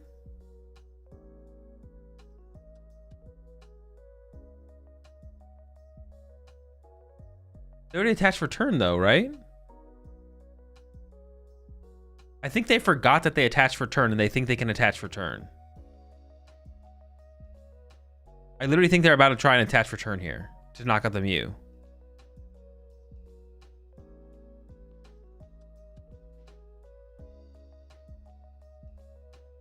Yep, and there we go. There's a mistake. The realization happens, and that's really bad. That is not good. Okay, the Gardevoir player here now can actually just win in 2 attacks because they can Monkey Dory twice to the Fan Rotom. Mew KOs the active this turn. And then you could KO another 2-prizer and just win the game. So it is possible for the Guardy player to win in 2 attacks here. We'll see. That was a huge mistake here. The Mew already knocks out the active Raging Bolt. If we can try to establish some Monkey Dories, I don't think the Monkey Dories are going to get established, though. So honestly, in this situation, we're still behind in the prize exchange, I think. Yeah, we have the Monkey Dories. We just can't get the Dark Energy on them this turn. So it will be hard to win. It will be impossible to win on the next turn is what I should say. It will be impossible to win on the next turn. There's a Monkey Dory. Well, unless, hang on. We could get a Night Stretcher or the Dark Energy. Maybe if we can draw a card or 2 with Mew. If we can draw a card or 2 with Mew, then it is possible. Monkey Dory to the bench. I can't tell what this card is. Looks like the Clefairy. Clefairy to the bench. You for 1, it's a Dark Energy.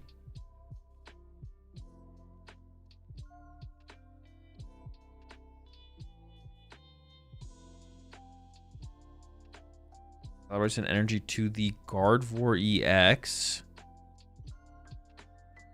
I feel like they forgot that they put Clefairy in play. So you only need to discard 2 energy off the Mew to knock out the Raging Bolt. You could discard all 3 off the active to get access to it again, though, to be honest.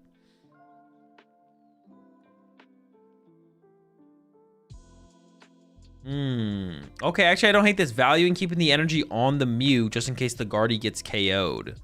Okay, I don't hate that. I don't hate that, to be honest. Okay. Makes sense.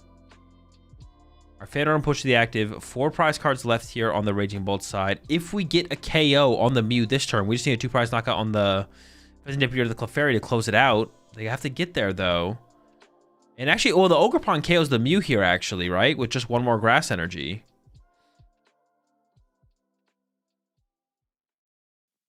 Yeah, with 1 more Grass Energy, we KO the Mew. I wonder if that's something we should have actually played around here on the other side and discarded more energy off of our Mew. That might have actually been a mistake. We maybe should have discarded all the energy off our Mew there to play around that. We could have left 1 energy on our Clefairy maybe instead. So that way, if Guardy gets Gust KO'd by Raging Bolt, we just go to attach to Clefairy, knock out Raging Bolt. That could have been the play instead. Let's return to the Raging Bolt. Uh-oh. Do we not have a way to get a knockout this turn? We're kind of in trouble if we're not taking a knockout this turn. On the Guardy side, all you have to do is KO a 1 prize Pokemon this turn, and you're feeling pretty good. There's a boss. I mean, the boss only ever makes sense on Pheasant Deputy here, I think. Yeah, because you can't even KO anything with Fan Rotom. Oh boy. We are stuck. It's going to be the Burst Roar, it looks like. Some more cards to work with. Can we move the Pheasant Deputy this turn? There's already a Psychic Energy in hand. That's it. That's game. It's game over. Major blunder in the mid game leads to a dub for Gardevoir in the end, it looks like here. The only other win condition I can see is like something getting stuck in the active again. But there's a Night Stretcher and a Dark Energy in the deck. So the Pheasant Deputy could move eventually. But if you could Gust up Pheasant Deputy next turn and start sniping around it with the Raging Bolt, I think it's the only win condition. It's not a good win condition, but I don't think you have another play here, to be honest. You come to the active. Got 2 Gardevoir set up. Going down to 1 prize card. This is basically over. Copying that. Discard 2. Keeps the energy on the Mew. Doesn't really matter. 1 prize card remaining here for Gardevoir. Yeah, like I said, the only play I see is like Prime Catcher up the Pheasant Deputy, and then with the Raging Bolt start sniping the bench. But man, this is basically over, it feels like.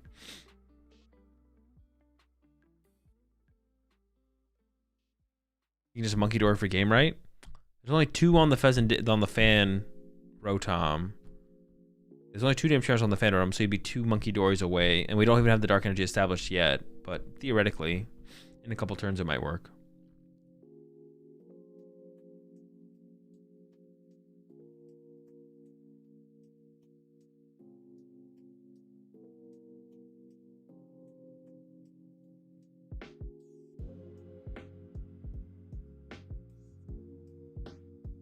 Cycle with the pawn. I believe Sada was drawn there. Okay, we did draw into Sada. We do need to find Prime Catcher still, as long as it's still around. I don't see any win condition besides what I just said there. Bring up Fez, snipe around Fez. It's like the only play I see. There's Fez with the Night Stretcher. Fez for 3.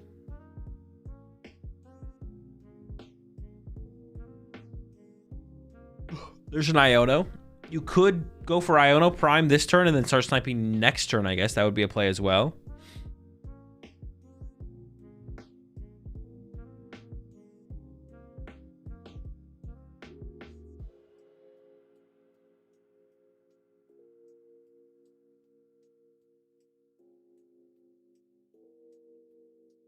Oh, I guess the game is not quite over with the... I guess... Okay, hang on. Hold up. Well, the attachment of the Funny Energy to the Noctowl was... I don't know why there's a Funny Energy on the Noctowl. I couldn't explain that one, to be honest. 4. Okay. Ogerpon does KO the Mew here. And on the Gardevoir side, they don't have a win condition yet. But all they need is a basic Pokemon, a Dark Energy. Yeah, a basic Pokemon or a Dark Energy, and Guardy wins. So that's what we're looking for here. If you get a basic Pokemon, Clefairy KOs the active. If you get a Dark Energy, Gardevoir EX KOs the active. We're taking the knockout on the active with the Ogre Pawn, which means Pheasantipity draws 3 cards. It seems like it's probably impossible to win here as Raging Bolt, but we'll see. Screamtail. Screamtail also wins. Yeah, Screamtail's also a win condition. Seems pretty impossible. Pushes the Dory, draws for turn. I don't see the win condition yet. And Squawk, load, and then load on the Clefairy, and Clefairy is doing 220 damage. I'm very curious to know where this game would have gone had the Raging Ball player not made that massive mistake in the mid game. Where would this game have gone? But man, yeah, the mistake was huge. Got punished. Gardevoir wins. Gardevoir to the finals, right? We're going Gardevoir to the finals, and we'll figure out here soon what Gardevoir is going to play against. I'm not sure what's on the other side of the bracket at this point. Although we should know one of the deck. I think one of them is a Dragapult. I'm actually not sure what the other one is, to be honest.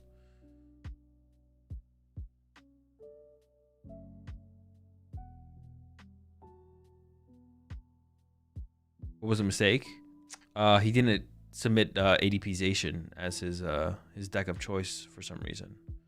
Could have been free. Instead, he struggled. No, he made a play thinking he hadn't attached for turn yet, but he had already attached for turn. So he basically had a dead turn. He did nothing for a turn. He passed with a Raging Ball in his active.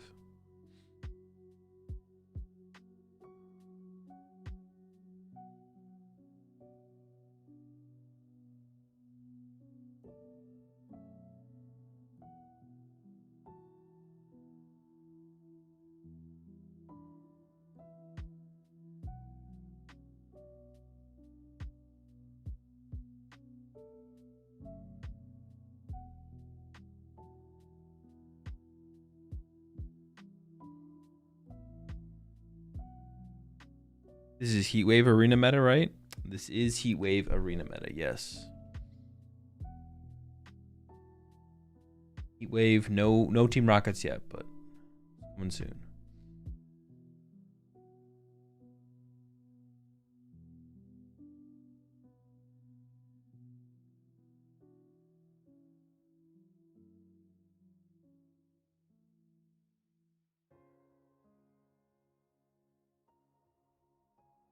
Dude, now I can feel like I'm feeling like I could go for like a while, like a couple more hours. I think I've like broken through the barrier of like sleep, of being tired, and now I just feel like fine.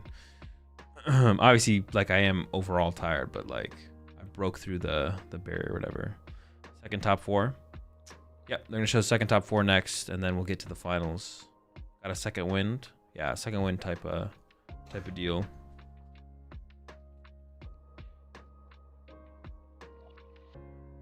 You think Miraidon is playable? It seems okay. I'd have to play it further in the format to know for sure, but it seems decent, to be honest. It doesn't seem terrible.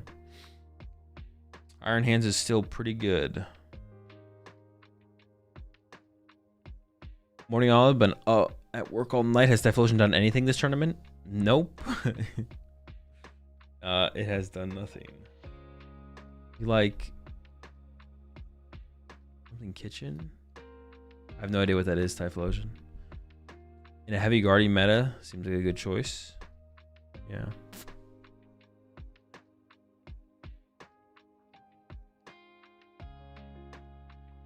Is there any place to get these lists? Nope. Wait until the tournament. You have to wait until the tournament's over. I mean, Japanese food. Or I like Japanese food. Yeah, it's pretty good. Solid stuff. Definitely solid. Definitely solid.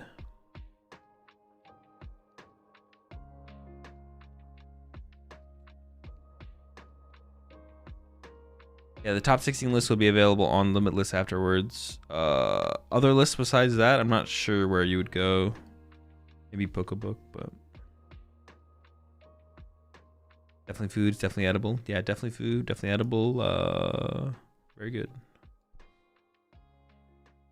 I'm gonna go with some more water. Fill my water bottle. I'll be right back. And yeah, Got what? 2 matches left. Hopefully they don't just like randomly be like, let's watch a game from round 9 earlier today.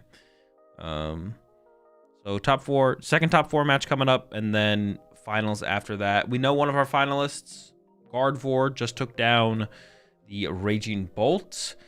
Honestly, a lot of this tournament has been Guardvor, Raging Bolt, and Polt. It's been a pretty... At first, it started off kind of interesting with the Grimmsnarl and everything, but it got pretty boring pretty fast as things progressed, to be honest. It got pretty boring pretty fast as things progressed. See where it goes from here, though. I'll be right back.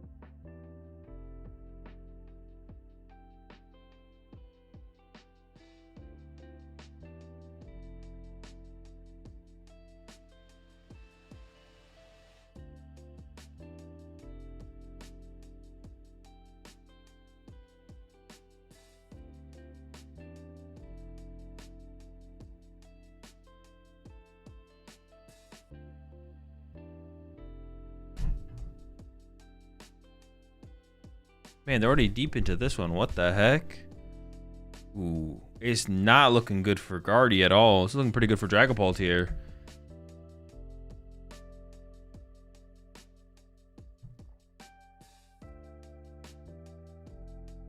This is... Oh. Not looking good. There's the switch. They got the reset. Putting 6 on the Dingus. I mean, I guess Iona plus Knockout Active is still pretty good here with the Clefairy play. Got what, 2 Guardy EXs on the board. Did they just go into Badoo for the turn? Monkey Dory plus Badoo? Dude, there's a Dusknoir and a Dusclops on the bench. How is this game not over? How is this game not over? What the heck? It's a replay, right? Yeah, it is a replay.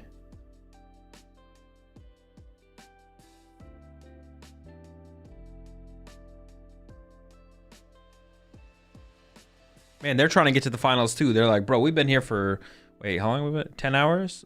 I started my stream 3 hours before, or 2 hours before, 2 hours before. Like, we've been here for 11 hours. Let's get this thing wrapped up. That is a Tatsugiri. That is a Tatsugiri.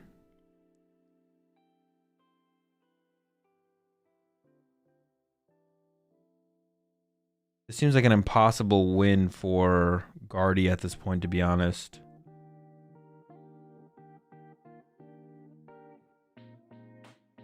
There's a boss. Chase the Dory. Dory and Dingus. Wait. Dory survives with 10 here, actually. Is this a mistake here on the Dragapult side? Hold up, hold up. No, wait, no, it doesn't. How much HP does Monkey Dory have? Am I trolling? No, the Monkey Dory dies, right? The Monkey Dory dies. And then KO the Badoo, yeah. I thought I had 100. I thought I had 210 HP with the Bravery Charm. I was like, oh, wait, this thing's kind of tanky here. Oh, it's 110, yeah. All right, 2 prize cards left. 2 Gardevoirs here. I mean, it has to be Iono plus KO is the only win condition here. Clefairy's in there. I only see 1 Iono in the deck, though, so the chance of finding that is going to be pretty low.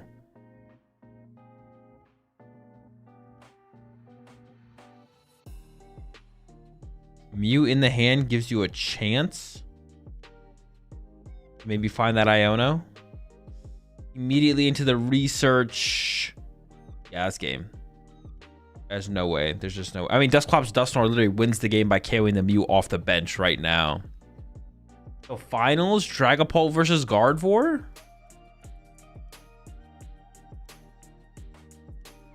There's a Vessel, cycle the deck, final Dark Energy, and a Psychic. But yeah, Gardevoir versus Dragapult.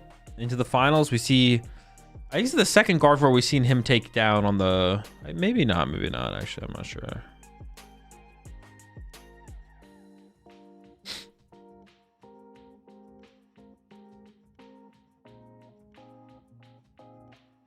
There's an Ultra Ball. Gets the Clefairy. I mean, oh, I guess you do KO the active. Okay, we got the KO on the active. But, no, Dusclops Dusknoir still wins the game on the Mew. I don't think there's a Bravery Charm in hand, so...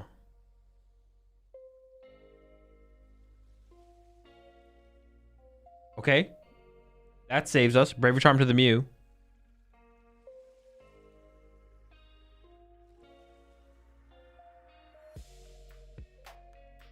Retreat to Screamtail. Screamtail KO active.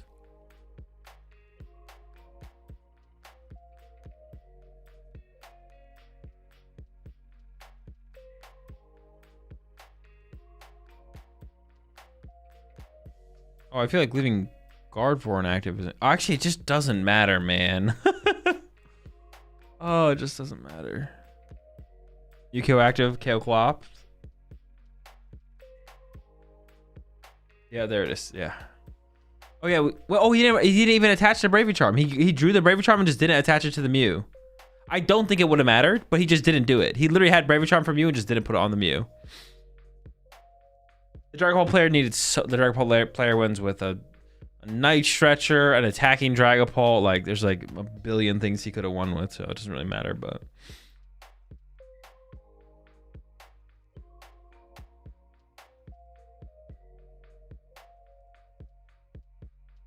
what round is this currently?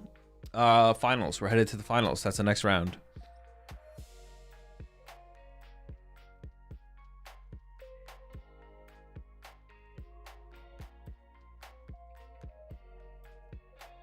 There we go. Gardevoir versus Bolt. The one with Halucha on Clefairy too. Yeah, there's so many outs. You copy Phantom Dive, killed Dusclops. Yeah, I guess. Yeah, you copy Phantom Dive, killed Dusclops, but then you lose to Dusknoir plus Psychic Energy. You don't even need the Dragapult. I mean, yeah, it's just all bad. It's just all bad. Which one is better in Bring Together format? Gardevoir or Terrabox? Seems like Terrabox, but Gardevoir's pretty good too.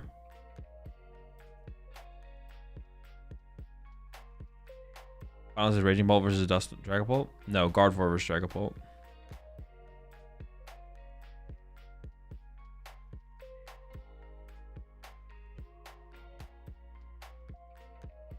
Is the Guardian player the one who won all Swiss rounds? I think that's what someone in chat said, but I actually don't know. I guess we can go back and look, right? We can go back to the bracket because they'll be the first seed. The first seed just lost to the 12th seed, but I don't know what side that was. So that might have been the Guardian player we just saw losing to Dragapult. Is it finals now? Should be, yeah. What ace pick are the Gardevoir decks playing? Secret Box and Brilliant Blender. I think we've seen more Secret Boxes than Brilliant Blender, but yeah, Secret Box and Brilliant Blender. Brilliant Blender. Is there a reason you haven't covered Terrabox yet? I just haven't been interested in doing it. Maybe you have. I've missed a couple of streams. Just interested. Yeah, I just haven't. I just don't care about Terrabox that much. It's just not interesting to me. Yeah. Army for knocked active and Klops would have at least forced a Pult plus energy. That is true. That was probably the best play there for sure, yeah.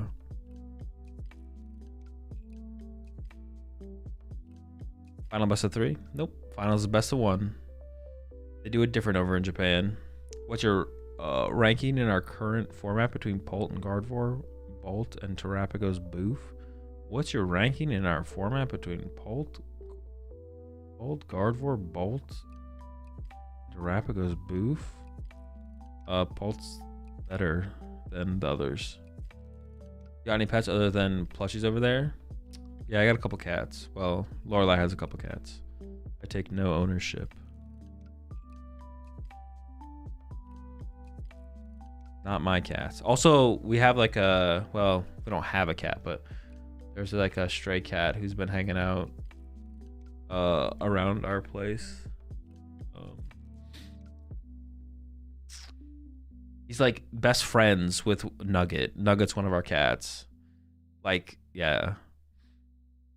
He'll sometimes like be outside our back door yowling for Nugget to come out and play with him. Kind of funny.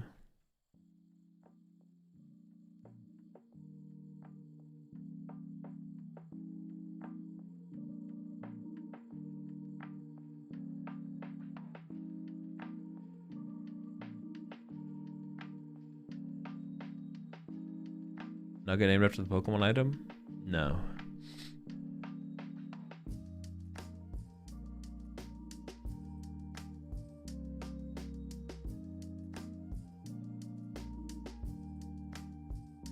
What is your Atlanta predictions? I don't have any. Is Japan just way more into playing the TCG? The production quality seems crazy for this. What do you guys mean when you say that? Well, for this stuff, sure. For the ads, sure. The ads are whatever. Dude, y'all hype up the production quality of the Japanese stream way too much. That shit is ass compared to what TPCI does. Respectfully, of course. Respectfully, of course. Like, this kind of stuff is cool. The videos. But the actual, when you get to the actual streaming of the games, like, it's not even close. We are not watching the same stream. You guys watching with your eyes closed? Give you more to watch in Japan? Okay, that's fair. Content-wise, I think the promotional content is way better. Okay, the promotional content's better. Okay. Promotional content's better. They do show you more rounds and more gameplay. Well, sometimes more gameplay. They show you more matches per round. Sometimes. Most of the rounds this time around was just one match per round. But they give us, 2 top 16 matches, 2 top 8 matches, both top 4 matches, and the finals. That is true. Respectfully. At least being able to see the cards and whatnot. That is fair. It would be nice to have a little bit more gameplay in the American and European streams, to be honest. It would be nice to have a little bit more game. We're just a little gameplay short from optimal. A little bit short. The production for Japan is fine, but they need more lights. It's always quite dark. Yeah, I'm not saying that the production for Japan is... No, actually, you know what? The production for Japan is fine. I don't want to say it's bad. They just need like higher quality cameras, to be honest. Like this camera, they could get a... This needs to be... This camera is pretty weak as far as quality goes. The caster cam. And then the gameplay cam as well for like the top down... Like this... This I feel like maybe the camera. Honestly, it might just be the lighting. You might be right. The camera might be fine. It might be just the bad lighting, to be honest. Because this doesn't look that bad, but the lighting is definitely bad. The lighting might the camera might be fine. It literally just might be the lighting. Although once we get the lighting, maybe the camera could still use an improvement, but it probably is just lighting, to be honest. They just need some more light.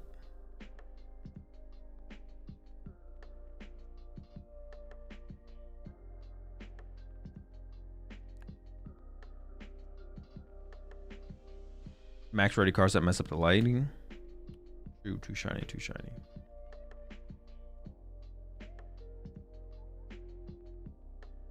The streams feel pretty comparable to me. I feel like you're capping. No. The production quality of the EU and NA streams is like a lot better than this. However, the content itself is also important.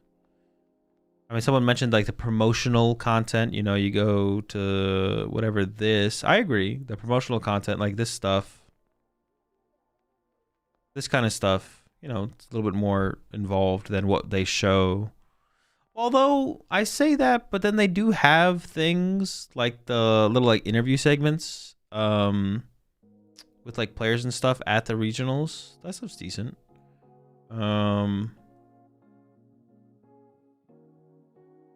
Content is important as well, though. It doesn't matter how good the content looks if there's not enough of it or it's just bad content, right? But the other thing would be yeah, like showing like another if a game ends fast on the Japan stream, they'll show another match from that round. So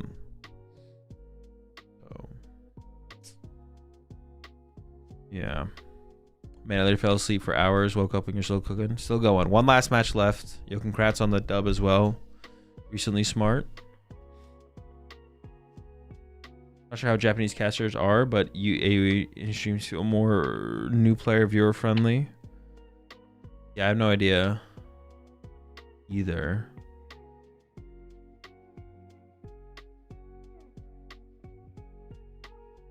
What makes the DPCI streams better in your opinion? I mean, everything is just like higher quality. Like lighting's better, camera quality's better. The card cam is higher quality. Mostly has that probably has to do with lighting, to be honest. Like all that stuff is like higher quality. Now it doesn't matter if the content is crap, then it doesn't matter. Like really good looking, like when we were talking about polishing a turd earlier. Polishing a turd doesn't really matter. It's still a turd, right? Like the content itself still has to be good, but it is. Like, I think it's like, I mean, they Pokemon matches, right? Although I definitely question some of the matches they put on stream sometimes. They're very questionable.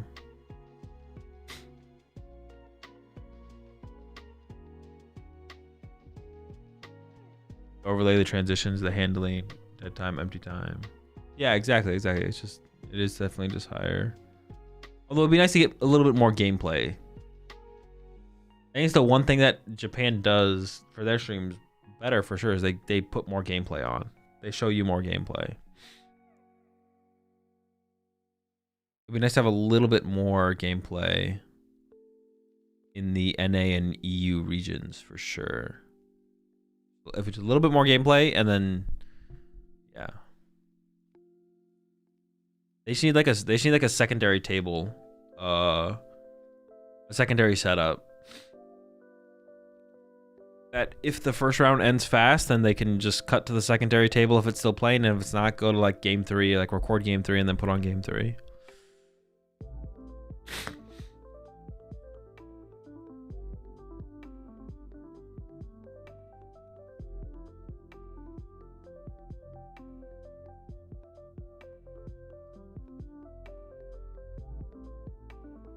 Actually, I think the overlays make it much harder to watch in NA and EU.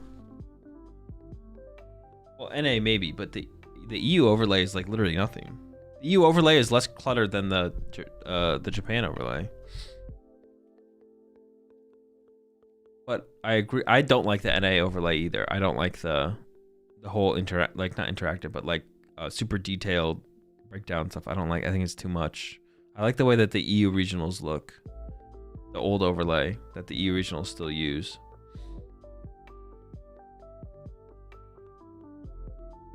How big is Champions League compared to a normal regional in EU?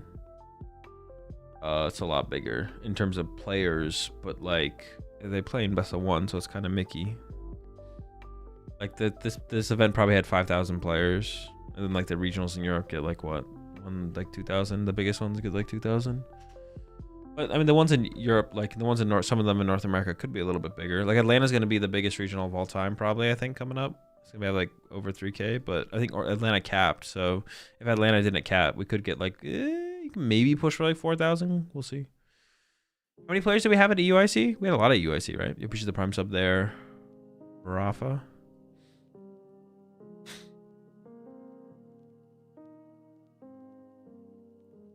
Alright, I'm going to give you one reminder now and one more reminder later. I am doing a giveaway today on Twitch for a booster box of Journey Together. All you have to do to enter is go to the Twitch chat and put !ticket in the chat. Anyone can enter. You just have to be following the stream. I'm going to announce the giveaway after this final match happens. I'll give you one more reminder as we're winding down towards the end of the final match. But yeah, enter the giveaway over on Twitch. !ticket. That's all you have to do. You don't have to be present for the giveaway. I'll announce the winner at the end of the stream and I'll send them a message over on Twitch probably tomorrow because I'm going to be too tired to do it tonight. Appreciate 2 1 sub there, Zodiac. Welcome to the pack. Only USA giveaway? Nope. I think NAC might get to 4K if we let it. If they let it, yeah. I don't know if they'll open up enough space. Yeah, it kind of just comes down to UIC and NAIC. I think year over year, a lot of it's going to come down to how much space they give us. It's going to be the big thing. We'll see. UIC was 3.3, 3,300. A lot. I just want to say I really appreciate the stream today. Super entertaining and got me through my long work day. Glad you enjoyed the content, Eden. All right, we got the 2 big ones. We got Pulp, probably the best deck in the format, going up against one of the decks that one of the main reasons to play it is it has a favorable Pulp matchup. Is Gardevoir.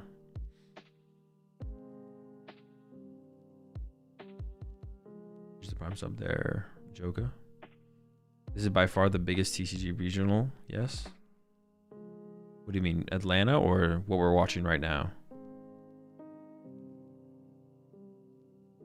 I don't know why they can't get a bigger venue. I've been to Magic conventions with over 10,000 players.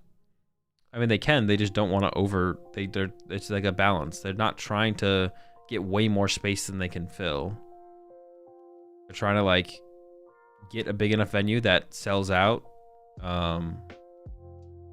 That like comfortably sells out, where it's like there wasn't like 1,000 extra players who could have got seats. It's all about trying to get a size space that comfortably sells out. You're not trying to sit there with, you know, 1,000 extra seats or something. All right, prediction going to the finals. On the right side, we have Gardevoir. On the left, we have the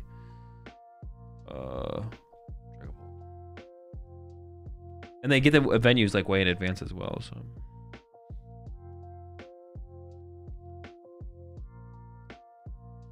will Melbourne Regional include the new set, or will it stay at the current set? It will include Journey Together. What was that guy playing that was 14-0? I believe it was Gardevoir. It might have been the Gardevoir player we just saw lose to the Dragapult. I believe is what the player. It was Gardevoir, I'm pretty sure, and I believe that was the player.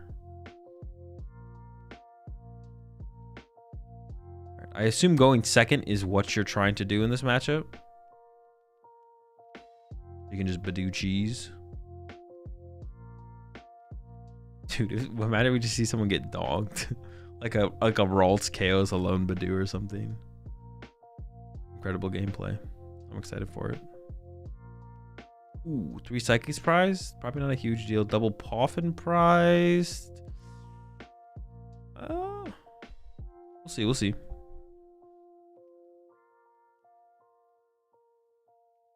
All right, here we go, chat. Grand finals. Gardevoir versus Dragapult.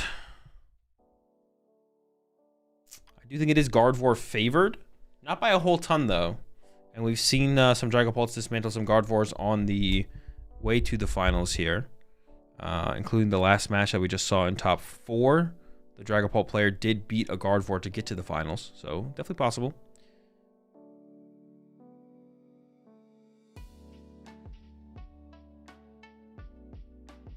So you say it wouldn't matter more if they're on Drifloon? That is true.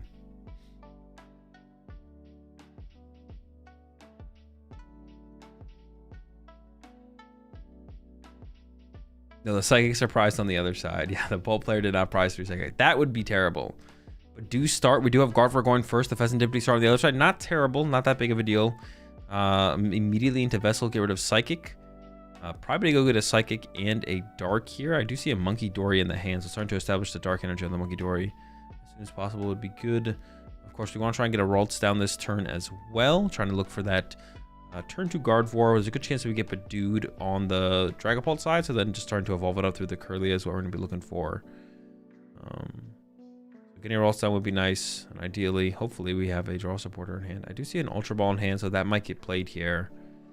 And like I said, I do think I see that Monkey Dory in there as well. So we get like a Psychic and Dark, and then Ultra Ball away the Psychic and something else to continue to probably get a Ralts out of our deck, something like that.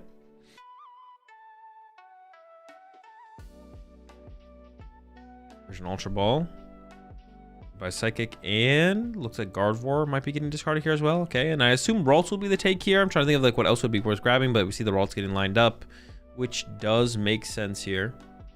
Running into the Gardevoir as soon as possible.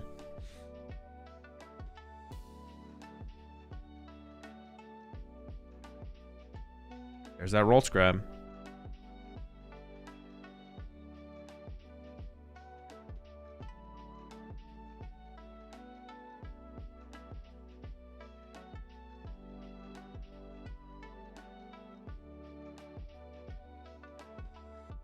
Monkey Dory. And there's the pass back over. Iono in the hand for next turn. Doesn't look like a super hot start here on the Dragapult side. I do see that Ursaluna in the hand, I believe. Lining up an Ultra Ball here to go get a Dreepy, I assume. Thinking about keeping the Ursaluna, but giving up on the Hawlucha. I feel like the Hawlucha makes a little bit more sense to keep. We've got a TM Evo in the hand as well, so we could attach that active and then play the Iono. And we're hoping for a lot of basic Pokemon, but there's 2 Poffins prize, so the chance that we're going to be able to get like a pretty wide bench here is not likely. So we're just hoping to find as many Dreepies as possible. And what was the ace spec in this one? Is it the Crystal? I think it is the Crystal, right? Crystal is the ace spec. I don't see Jamming Towers. We also have like a Defiance Band in here as well.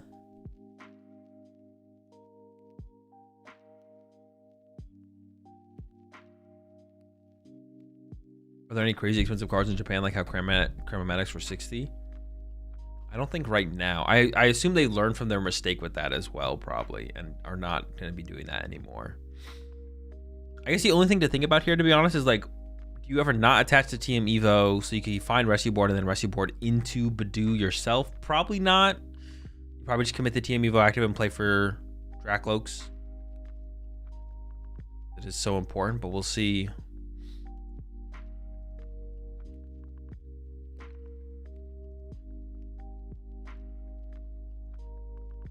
Down. Yeah, just go ahead and commit to TM Evo active. I think that makes the most sense. And then Iono looking for at least 1 more Dreepy and an Energy. Decent odds for both of those here, but nothing's guaranteed. Let's see what is pulled. There's a Dreepy. No Energy. There's a Dracloak for the next turn, but this is pretty slow here. Very slow here. Pass over. I see a Gardevoir in hand. Do not see a... What can I do? Ooh, Gardevoir and Nitrich are going to the discard pile. I see the 3rd Gardevoir in the deck. I'm assuming, of course, that there's more recovery in the deck as well. The question is, do you want to go for the Curlia, or do you want to potentially give yourself the out of Candy Gardevoir? Goes immediately for the Curlia here, so it's going to give up on the potential of the Candy Gardevoir, it looks like, which doesn't seem terrible. Also has Artisan in hand and a Dark Energy, so getting another Monkey Dory established would be pretty good here. Also has a Bravery Charm, which I'm going to guess that it ends up on the Badoo here, just to protect it from getting just like ran over in the late game or mid game. We'll see though where it ends up. Dark Energy, of course, is going to end up on the Monkey Dory. Bravery Charm 2. Yeah, just the Badoo. And then there's the research. 7 new cards. We're looking for... honestly, nothing really in particular that I can think of. Looks like that's the Gardevoir in the hand there. So Badoo for 10. Honestly, this board state is looking pretty good. We have double Monkey Dory established, so we'll be able to play around potentially spawn trapping Duskulls as they hit the bench and stuff like that. We did give the Artisan over to the other side here. Duskulls, more Duskulls and Dreepers will be on the way through that. You do see the double Gardevoir in the discard pile here. So I wonder if you ever like aggressively go out of your way to try and use Badoo to stop like Night Treasures and Super Rods from recovering Gardevoir. You just assume your opponent plays 3 Gardevoir. Probably, it seems like 3 Gardevoir EX is the norm in general. So you know there's like 1 left, but it might be a little bit harder to find. Immediately into the INO, doesn't even consider using the Arvin. Wait, interesting. Just into the INO, just wants to see cards. Hasn't used the Dracloak yet either. There's the energy for turn, which will be nice. There's a Badoo, but no rescue board. Dracloak, we still have the Artisan to work with as well. Countercatcher Fire, not great.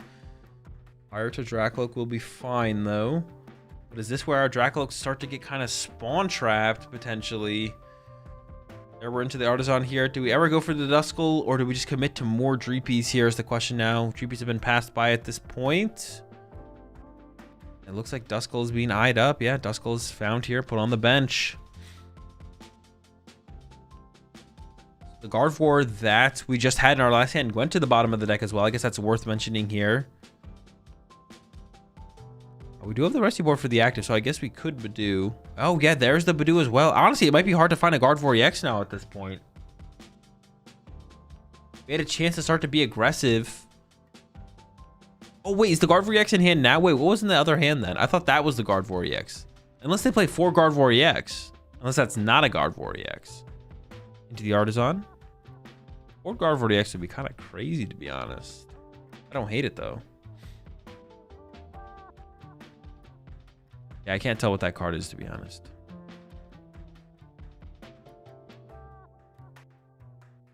Another Ralts being grabbed here.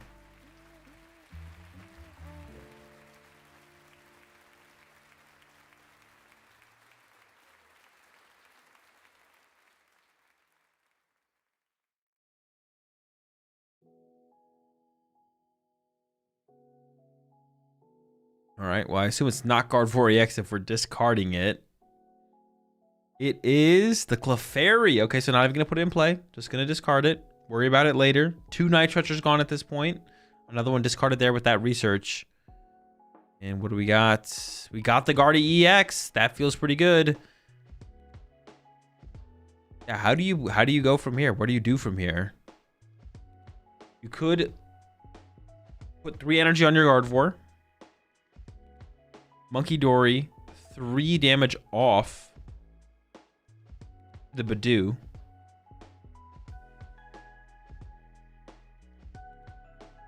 And then you'd be able to punch whatever gets pushed to the active there.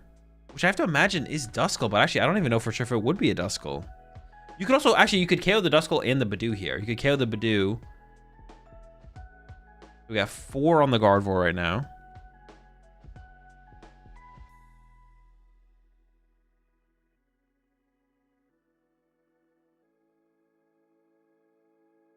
Or are we going to Badoo KO the Badoo instead? Ooh, okay, that's interesting, actually. Badoo KO the Badoo, continue the item lock. Ooh, okay, okay.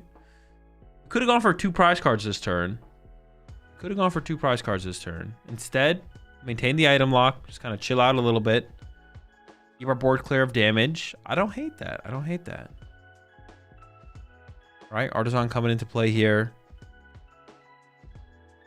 Or Dreepies or Duskulls on the way. It is Duskull.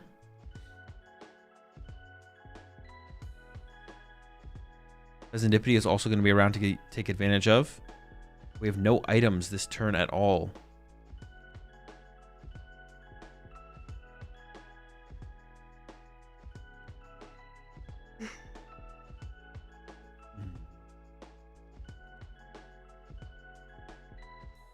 Only 2 seconds. This capacity we can only get 40 on guard for. Oh, that's true. I guess the Duskull could never be taken care of, to be honest. Yeah.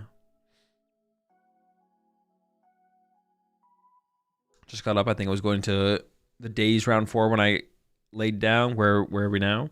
This is it. This is the finals. Duskull and Droopy acquired. We're attacking with Dragapult this turn, though, is the real question. We're still committed to the Dracloak. And then Iono. 6 and 5 here.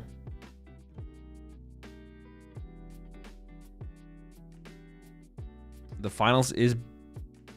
It's best of 1, but did they give them 5 more minutes or something? Because it only says 20. It still says 24 minutes on the timer. I feel like they give them like 5 more minutes in Top Cut, actually.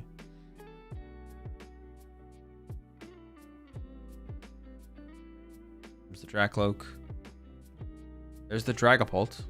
I assume that's what we're looking for here. We could also pop the Dusclops so we can go KO active plus KO Monkey Dory. I feel like we can't wait forever here as the Dragapult player. I think we got to get aggressive now. Seems like they're debating it though. Just into the Dreepy. TM Evo. Just going to go for the TM Evo instead. What are we evolving here? It's so much time. I'm actually...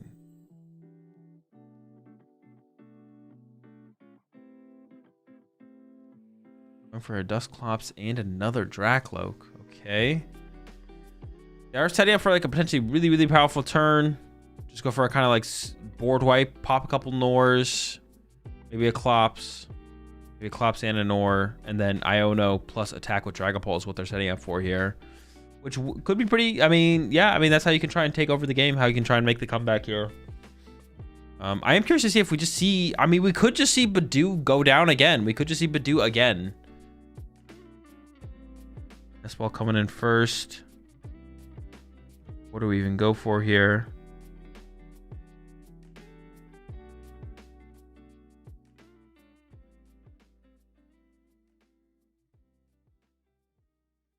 Is the Bolt in hand could have evolved the Crystal into it? Yeah, could have done the play, but it looks like just setting up for like a big pop a couple Nors plus play Iono combo is like what the setup is here. Maybe feed another prize card. We'll see if another prize card gets taken.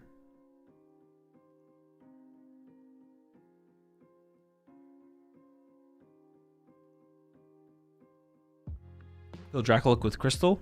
That's going to be hard in this situation, if not impossible, it feels like, to be honest.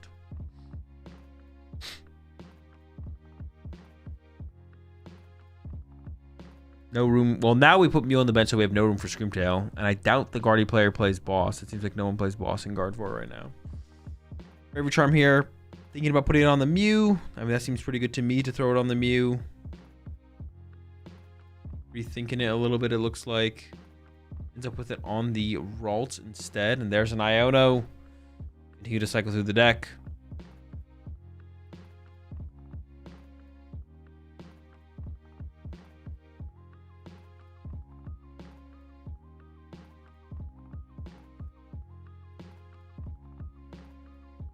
Okay.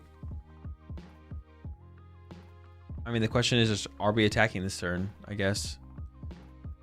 Well, drawing a prize card, I guess. We're going to at the very least attack with Badoo. Yeah, at the very least, we're going to attack with Badoo.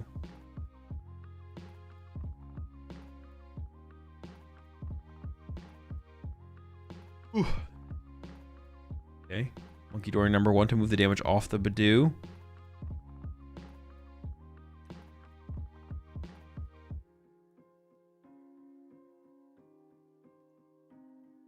Okay, I think they're going to stay behind the Badoo here. If you're putting it on the active, I don't think you're getting very aggressive this turn. There we go. Just punch for 10. Just chilling. Item lock again. Taking his time.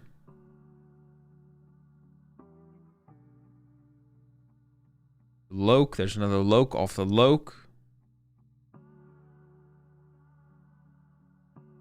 I don't know if there's a Dragapult in hand. Boss found as well. The boss seems pretty powerful here.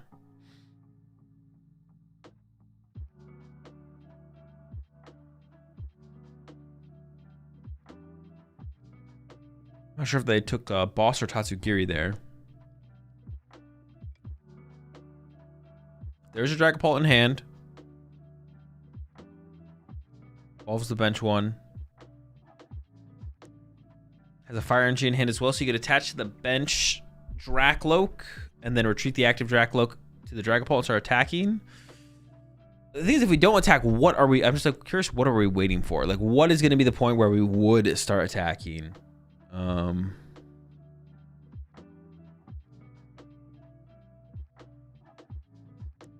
Okay, well, it looks like decided that's enough time. Let's get aggressive. Has boss, has... You could KO double Monkey Dory here, which would be interesting, to be honest. Goes after the Mew, though, so you can KO Mew and Monkey Dory, which does seem pretty good, to be honest.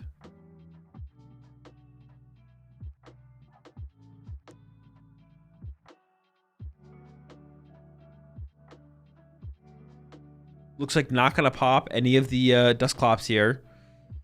It's going to load up some damage on the bench instead. Spreads it out. 1, 1, 1, 2. The Iono off the prize cards could be pretty big. That's a good pull there. Everything else not too relevant at this point. 4 prizes remaining for Guardy, though. I think it is 5. Is it not 5? Only KOing Badoo, I believe, right? Alright, we're into the secret box. I feel like Iono is going to be pretty good here. Iono and maybe KO Serendipity with Screamtail?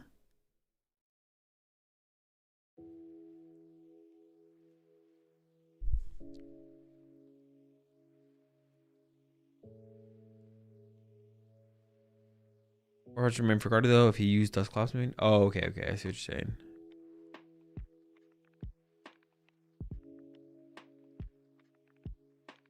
Oof.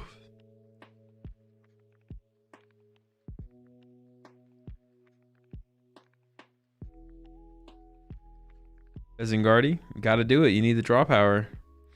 Iono counter catcher found. I don't believe you can play the counter catcher here, though. Third Monkey Dory, search out of the deck and put into play. Once again, bench locking.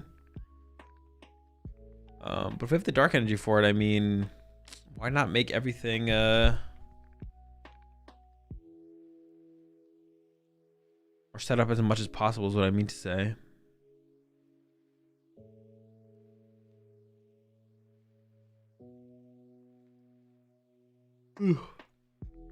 Where's the Clefairy? It's in the discard pile, I believe.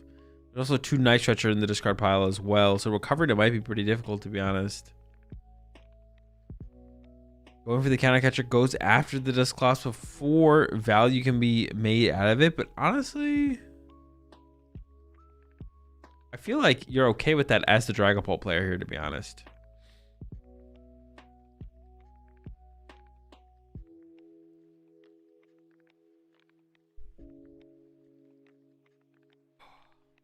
Run to Badoo. Okay, interesting. It's the energy in the discard pile. We can use that later for more energy. Loads all of it onto the Gardevoir. We can't quite KO the Dusclops. We are threatening it. Interesting, interesting. Ooh. Excuse me. Wait, did we get the KO? Am I trolling? Oh, we have triple Monkey Dory. Holy smokes. Never mind, we're cooking. I didn't realize we had 3 of them. I thought we had 2. I was like, all right, we don't get the KO here. That's fine.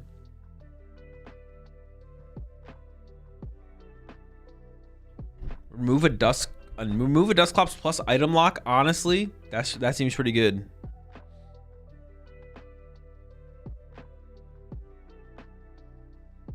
That is pretty good. Triple Dory. Whole squad.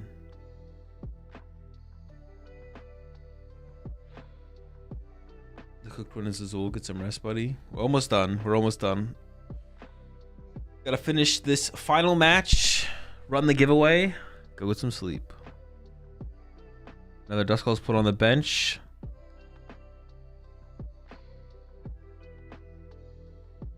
Going in with the Dracloaks. Energy and Defiance Band. Defiance Band doesn't seem particularly good. Seems okay.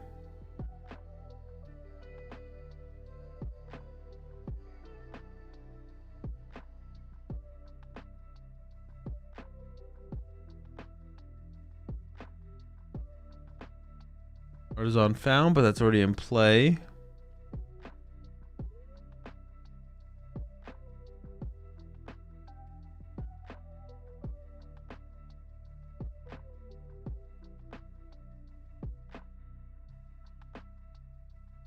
You can account of the resources. Price cards tied 4-4. 14 minutes left, so it seems like plenty of time.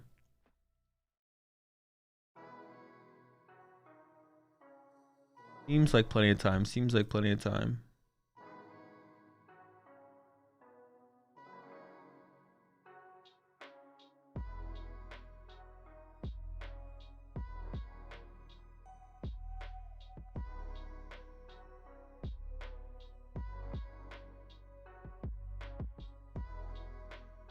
Okay, we're still cooking. Dustnor established. This Dusclops is going to be kind of a free prize card to the Guardy side here coming up, to be honest.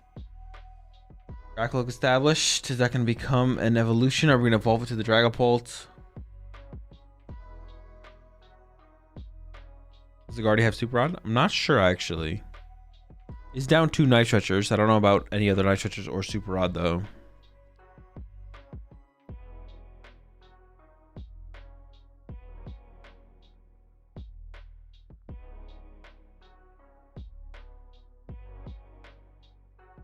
Sequence is normally correct first. Fez or Dracloak? Fez.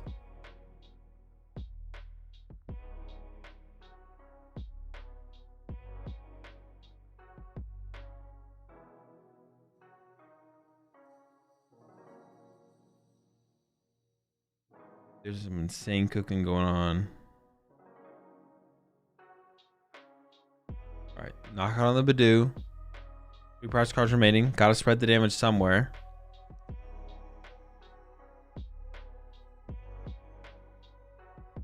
Looks like splitting it up evenly. Or just about. Alright,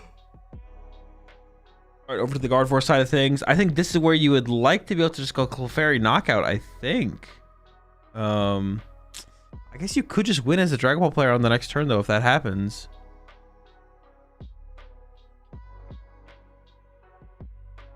Buddy Poffin. Not many options. 1 Iona left. There was a Badoo in there. Not going for the Badoo play. Do they have a way to get the... I mean, Clefairy Iona seems okay here, but honestly, even that, I do see an Iona in hand.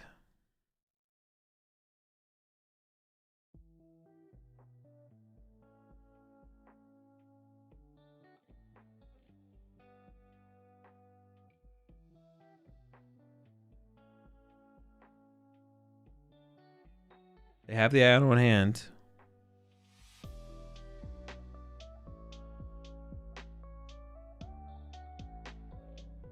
Going for the Mortis Conviction, though, not going for the Iona.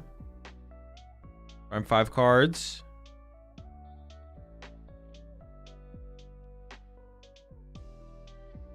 You better not be punching. Okay, they got the Counter Catcher going after the Dustnor. Okay, okay. I was like, you better not be punching a Dragapult here. I feel like you're going to lose if you do that.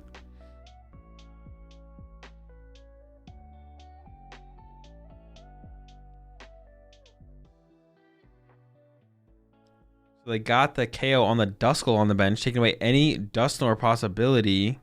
That's pretty good. And then they'll get the KO on the active Dustnor here. Go down to 2 prize cards remaining. That means they're just 1 knockout away on a Dragapult from winning this game. And they just need Clefairy to do that. I don't know how much Pokemon Recovery they have left, but I don't know. They seem to be setting up pretty well here, to be honest. To close this one out.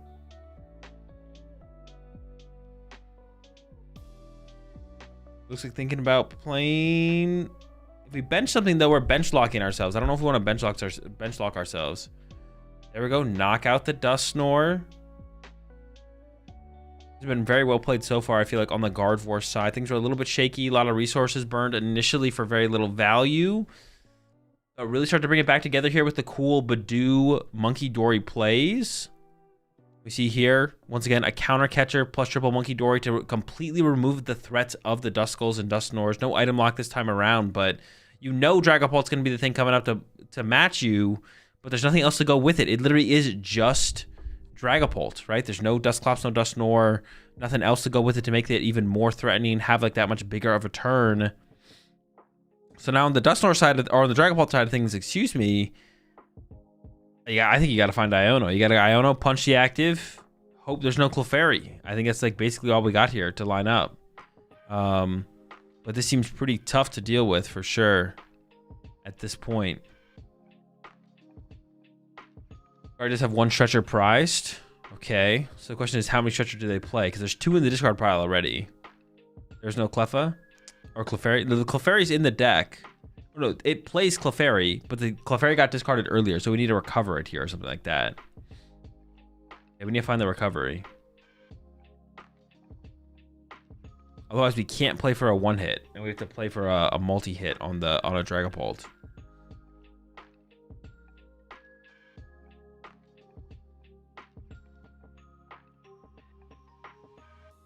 Fail on the Buddy Poffin. Oh, I just realized, like, Screamtail here. Oh, man, Screamtail is just like a win condition here. Just KO Pheasantipity, right? Oh, yeah, that's a thing here. Is definitely Screamtail.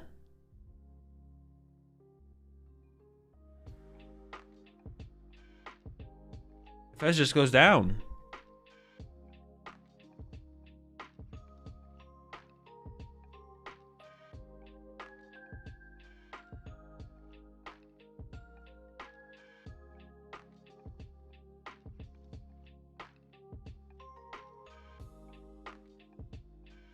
Okay, Fez for 3. Not sure what's being looked for here.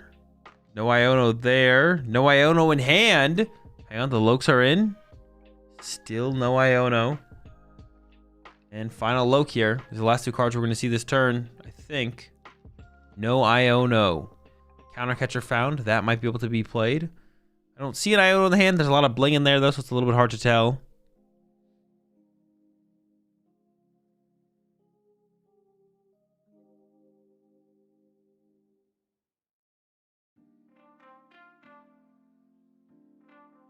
Here goes the Arvin. Not Iono. Is that it? Defiance Band Nest Ball searched out. Is this the dub for Guardy? Defiance Band to a Dracloak.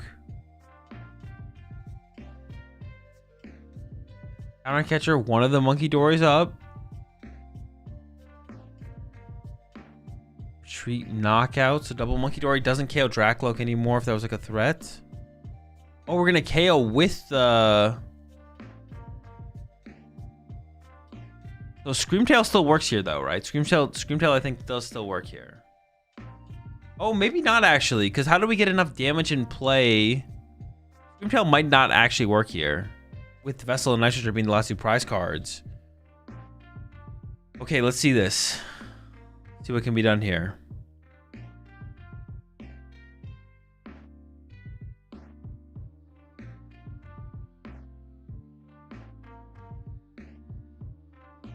Thinking about not sending up Gardevoir here.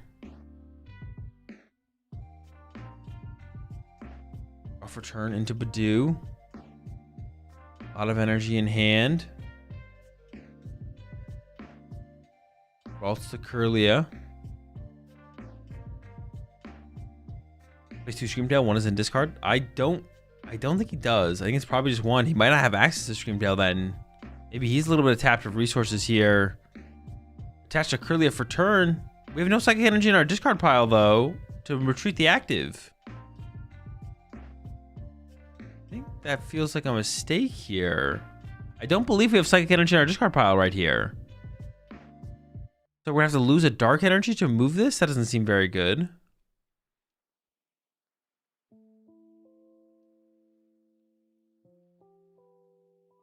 We drew Psychic Ultra Ball here. Oh, there is one in there. There is one. Okay, okay. Okay, so it looks like we're not winning this turn. R4 KOs the active Dracloak. Accelerating one energy. You put it on the bench while you and then move 6 over. I just don't know where we move the 6-2.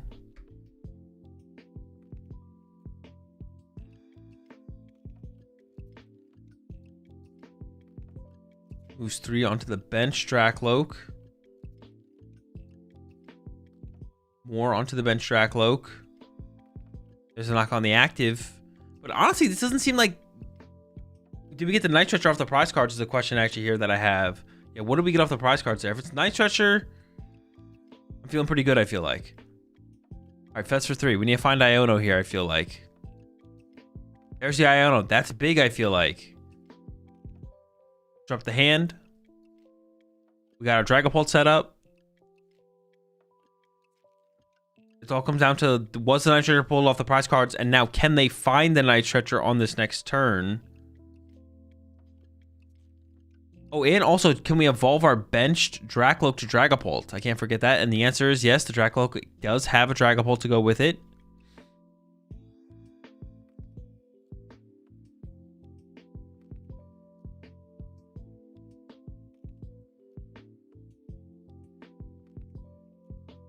Buddy Puff and fail.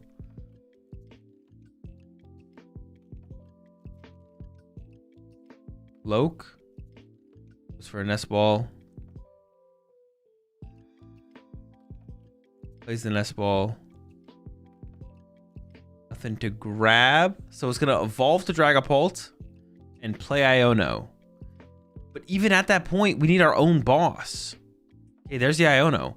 So even if Gardevoir doesn't have a win next turn, if Dragapult doesn't have boss, you're not threatening the win either. Counter catch your boss. That's pretty good.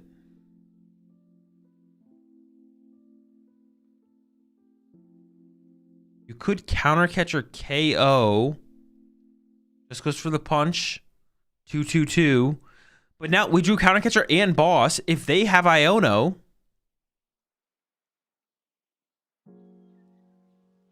shuffle the deck here. The Night Stretcher was pulled off the prize cards. We see it in there on the bottom. What's in the hand, though?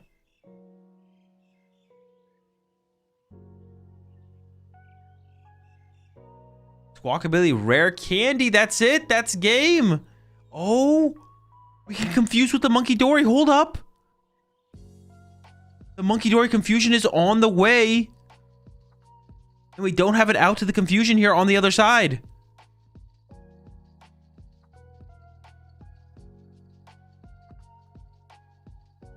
Draft the... Okay. Second Monkey Dory here. Moves off the...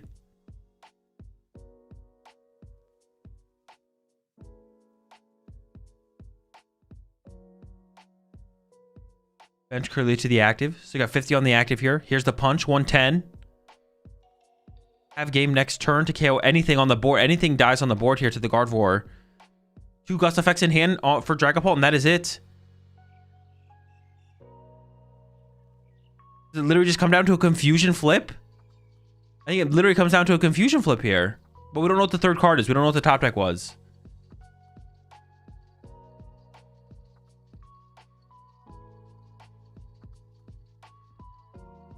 The Mind Bend might save him.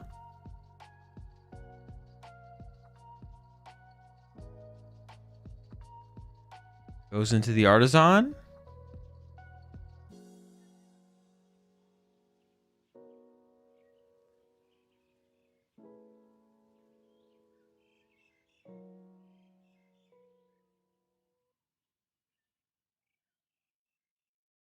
There is the switch in the deck. There's a Tatsugiri in the deck as well. So if you top decked energy, you could go retreat to Tatsugiri, Tatsugiri for Arven, Arven for switch, attach for turn counter catcher.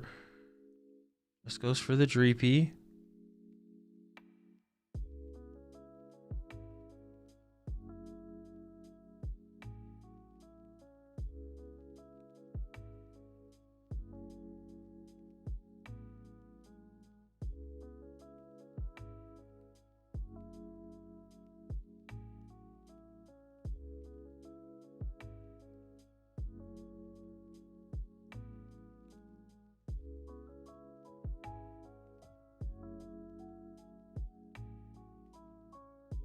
Toss up the Guardy. Here we go. Comes down to a flip. And it was heads. He gets to knock out the last 2 prize cards. And Dragapult gets the dub. Oh, man. Dude, I'm ready to go to bed, chat. Holy smokes. Comes down to the confusion flip for the dub. That's insane. That was a really good game, though, at the end there. All right, chat. Let me run. Let me pay out this last prediction here. Let me run this giveaway here. Close giveaway. Draw a winner. Our winner is Sweeney. Sweeney, if you're in chat still, I'll be sending you a message on Twitch. And if you're not in chat, I will be still sending you a message on Twitch to get your information to send you the booster box of Journey Together. I might be streaming tomorrow. I might not. I might be streaming on Monday. I might not. Stay tuned for all that shenanigans. Check out the YouTube channel if you want more content from me. I am super tired. I need to go with some sleep. Catch y'all either tomorrow or on Monday. One of the two. Figure it out then. Good stream. 14 hours. Good night. Goodbye. Let's all go get some sleep. See ya.